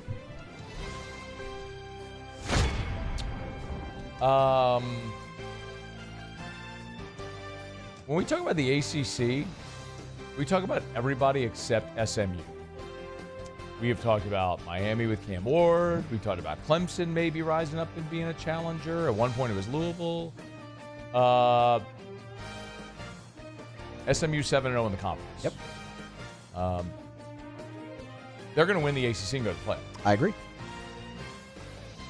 That's crazy. What if we have the first playoff and it has SMU, Boise, and Tulane? And then maybe like Arizona State. And not Alabama, Ole Miss, LSU. I don't know. I love college football. By the way, give me 16 teams. Give me 32 teams. Give me a real playoff. All right, we're brought to you by First South Farm Credit. FirstSouthLand.com. FirstSouthLand.com. If you're thinking of buying land, your first call, your first option should be to First South Farm Credit. First South Farm Credit has been first in agriculture for more than 100 years. Farmers know all about First South Farm Credit. What you may not know, however, if maybe you're a hunter, you're sharing a hunting lease, you want your own recreational property, First South Farm Credit can make it happen. Maybe you want to buy those 20 acres, the 100 acres in Tangipahoa, St. Francisville to build your family's dream home. First South Farm Credit should be your first call. Start at the website, firstsouthland.com, firstsouthland.com. So many things I love about them. Their patronage refund. For 30 years now, they share in their profits with their borrowers, which effectively lowers your cost of borrowing. Your first call should be to First South Farm Credit.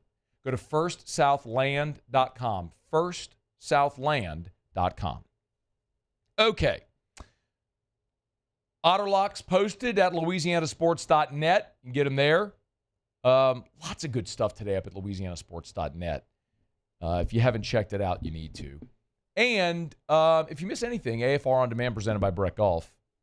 Book your tee time, golf.breck.org. I mentioned this to you last week, but everything you get on YouTube, right, like our AFR LSU, AFR Saints, where we take all of our LSU and Saints content, we now also have separate podcasts, the audio-only version. So you can get the full show on YouTube, the full AFR on podcast. But if you just want our Saints content, you just want our LSU content, search AFR LSU or AFR Saints, however you get your podcast, or on YouTube. Same with all of our shows. Off the Bench, Hunt Palmer Show, it's all there for you. Okay, final break of the show. Otterlocks next. After further review. I'm excited about Friday. Black Friday and the Moscona family tradition that we've started. Every Black Friday, we wake up. I do morning scone. We get our coffee, and then Erica, Drew, and I go over to Clegg's there on Segan and pick out the Griswold family Christmas tree. The Moscona family Christmas tree. Clegg's is awesome, y'all. The trees are set up. The lots are full. They're ready to roll. If you want to get that Christmas tree, go get it today at Clegg's Nursery. Just leave a really good one for me for Friday. The pre-lit trees are there as well. The Poinsettia open house is coming up this Saturday. So make sure you're following Clegg's on Facebook. If you're not, they always give you the updates there. But y'all, the trees are there. The Christmas decor is there. If you're ready to start decorating, you're ready to light your tree, they got you at Clegg's Nursery. Any of the 4 locations. Buy local, shop local at Clegg's Nursery. It's no secret. The best oysters in Baton Rouge are at Jolie Pearl Oyster Bar. Enjoy mouth-watering South Louisiana flavor and oysters from all over the country. And don't forget our nightly drink specials.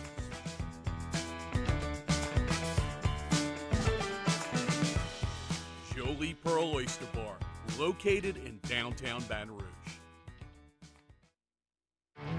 There it is, the extra mile.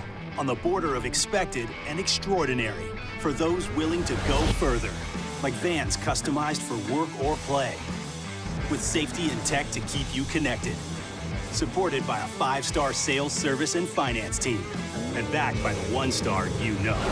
So go the extra mile. It's never crowded because so few have what it takes to go there. Mercedes-Benz Vans.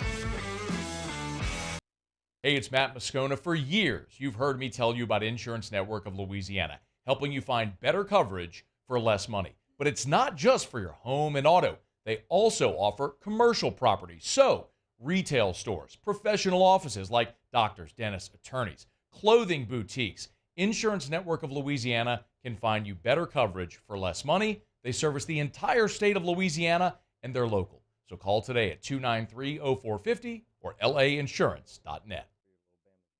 Jerry and Benny Payne began Central Plumbing Company out of their driveway in Tanglewood subdivision.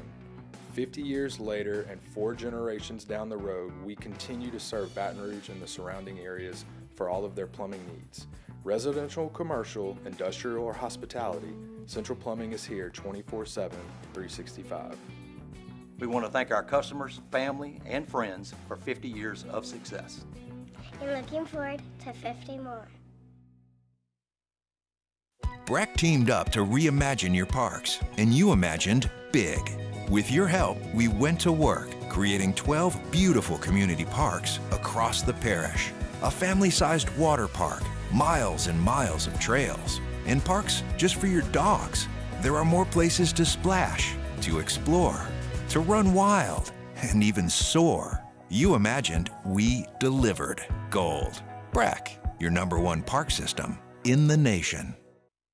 Dylan Cruz here to tell you about Six Rings Baseball and Softball Camp. If you live on the North Shore and play ball, go to Six Rings Camps with former LSU assistant coach Dan Canaveri. His knowledge is second to none, and your child will improve and have fun doing it. Camps were held at Coquille Park and Six Rings Academy in Covington with 4 sessions over the summer. Full day and morning only sessions are available from ages 7 to 13. Go to sixringsbaseball.com or call 9.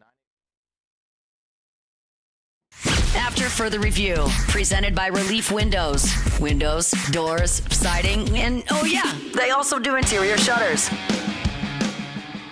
Down the stretch we come, final segment here on a Monday edition of AFR presented by Relief Windows. Windows, doors, siding, oh yeah, they do shutters as well. They're the absolute best energy efficient replacement windows, beautiful entry doors. Hardy plank vinyl siding, they do it all. I'm a Relief Windows customer, and so is Jimmy Ott. Let's do Otter Locks. Otter Locks. All right, time to win some money. Presented by Lofton Staffing Services. At Lofton, we put people to work. Call us today at 924-0200 or go to lofton.jobs. I think it's safe to say that I won the bet. Otter, how are you? Doing great, Matt. After a 15-6 football Sunday. Yes. So, I mean, let me give credit where credit's due. Handy with 3-0, Max with 2-0, Randy McKay with 3-0 to lead the charge yesterday. So myself and Delicano contributed with winning days as well. Man, it was a great day yesterday. It was a great weekend altogether, man. Football Sunday was fantastic. Randy hit on Sunday Night Football last night as well in a rocking chair cover. Let's keep it going, man. Got Monday Night Football with the Harbaugh Bowl. What are we looking at? Yeah, so I think that the Chargers are kind of like the Broncos and maybe some of those other teams that are kind of middle of the road. They're doing a really good coaching job. But when they step up, like Washington as well, a very good coaching job at Washington.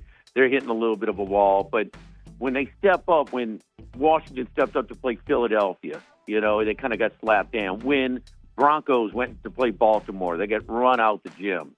And I think that's what you have here tonight in, Baltimore, more established team, a veteran team, more pieces in place. Great job by Harbaugh, no doubt about that. They're probably on their way to the AFC playoffs, but this is just a little different step up. It moved over the course of the day. We said it on our show earlier today. It was 2.5. I believe it's 3 now. Yeah, it's 3. You'd like to get the 2.5, but no, I'm still willing to lay it at 3 tonight. All right.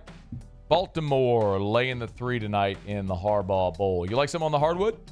Yeah, college games, a couple of college games. First of all, the championship game in the Virgin Islands, and they're playing the third place game right now. Kansas State with a hot first half, 8-point early second half lead against Longwood. McNeese blew them out yesterday. McNeese only laying 1. I think it's 1.5 at DraftKings. But I like McNeese State in the title game tonight. And also Missouri State is +3. Kind of some sharp guys that I know are on Missouri State, so we're taking the Bears +3 also. Okay, Missouri State +3 and McNeese laying 1 against Liberty tonight. Yes. There on the hardwood. All right, so 3 plays, 2 college basketball plays, and Monday Night Football in the Harbaugh Bowl. Where are you tomorrow? We're at Dozy Place on Government Street in the heart of Mid-City. Awesome. Get you an old-fashioned, enjoy a good steak over at Doze. Thank you, Otter. All right, good luck. Thanks, man. Same to you. Of course, you catch Jimmy and Charles every weekday 11 to 1 for Live at Lunch. They are now streaming on the 104.5 ESPN YouTube channel as well, so you can watch the guys if you can't listen. We're brought to you by Michelli. Michelli Weighing and Measurement, Michelli.com, Michelli.com. ISO 17025 accreditation is available, like we always say, and you can always go to the website, get a list of all the services they do. Everybody knows Michelli as our nation's largest distributor of scales, which you may not know is all the other amazing services that they offer. If you want to learn more, go to the website, hit the services tab, and then boom, there's a full list of all the different services that they offer at Michelli.com. Michelli Weighing and Measurement, Michelli.com, Michelli.com. All right, just about to get out of here. Been a really good show. If you missed anything, catch AFR On Demand, the LSU Vanderbilt recap. Talked about Brian Kelly, the portal and NIL approach. Got into all that. Peter Burns was here in hour 2. Yes, we did Bama is Burning at the top of hour number 3. That'll be everywhere if you missed it. It's worth it. The RICO law helped my voice, Paulie. Thank you for that. All right, we're getting out of here. Y'all have a great night, Muse. Paulie, thanks. We'll see you tomorrow at 3. After further review. As we get on down the road, remind you about Shaw Bills. Tire and Auto Service, ShawBillsTire.com. Locations all over South Louisiana.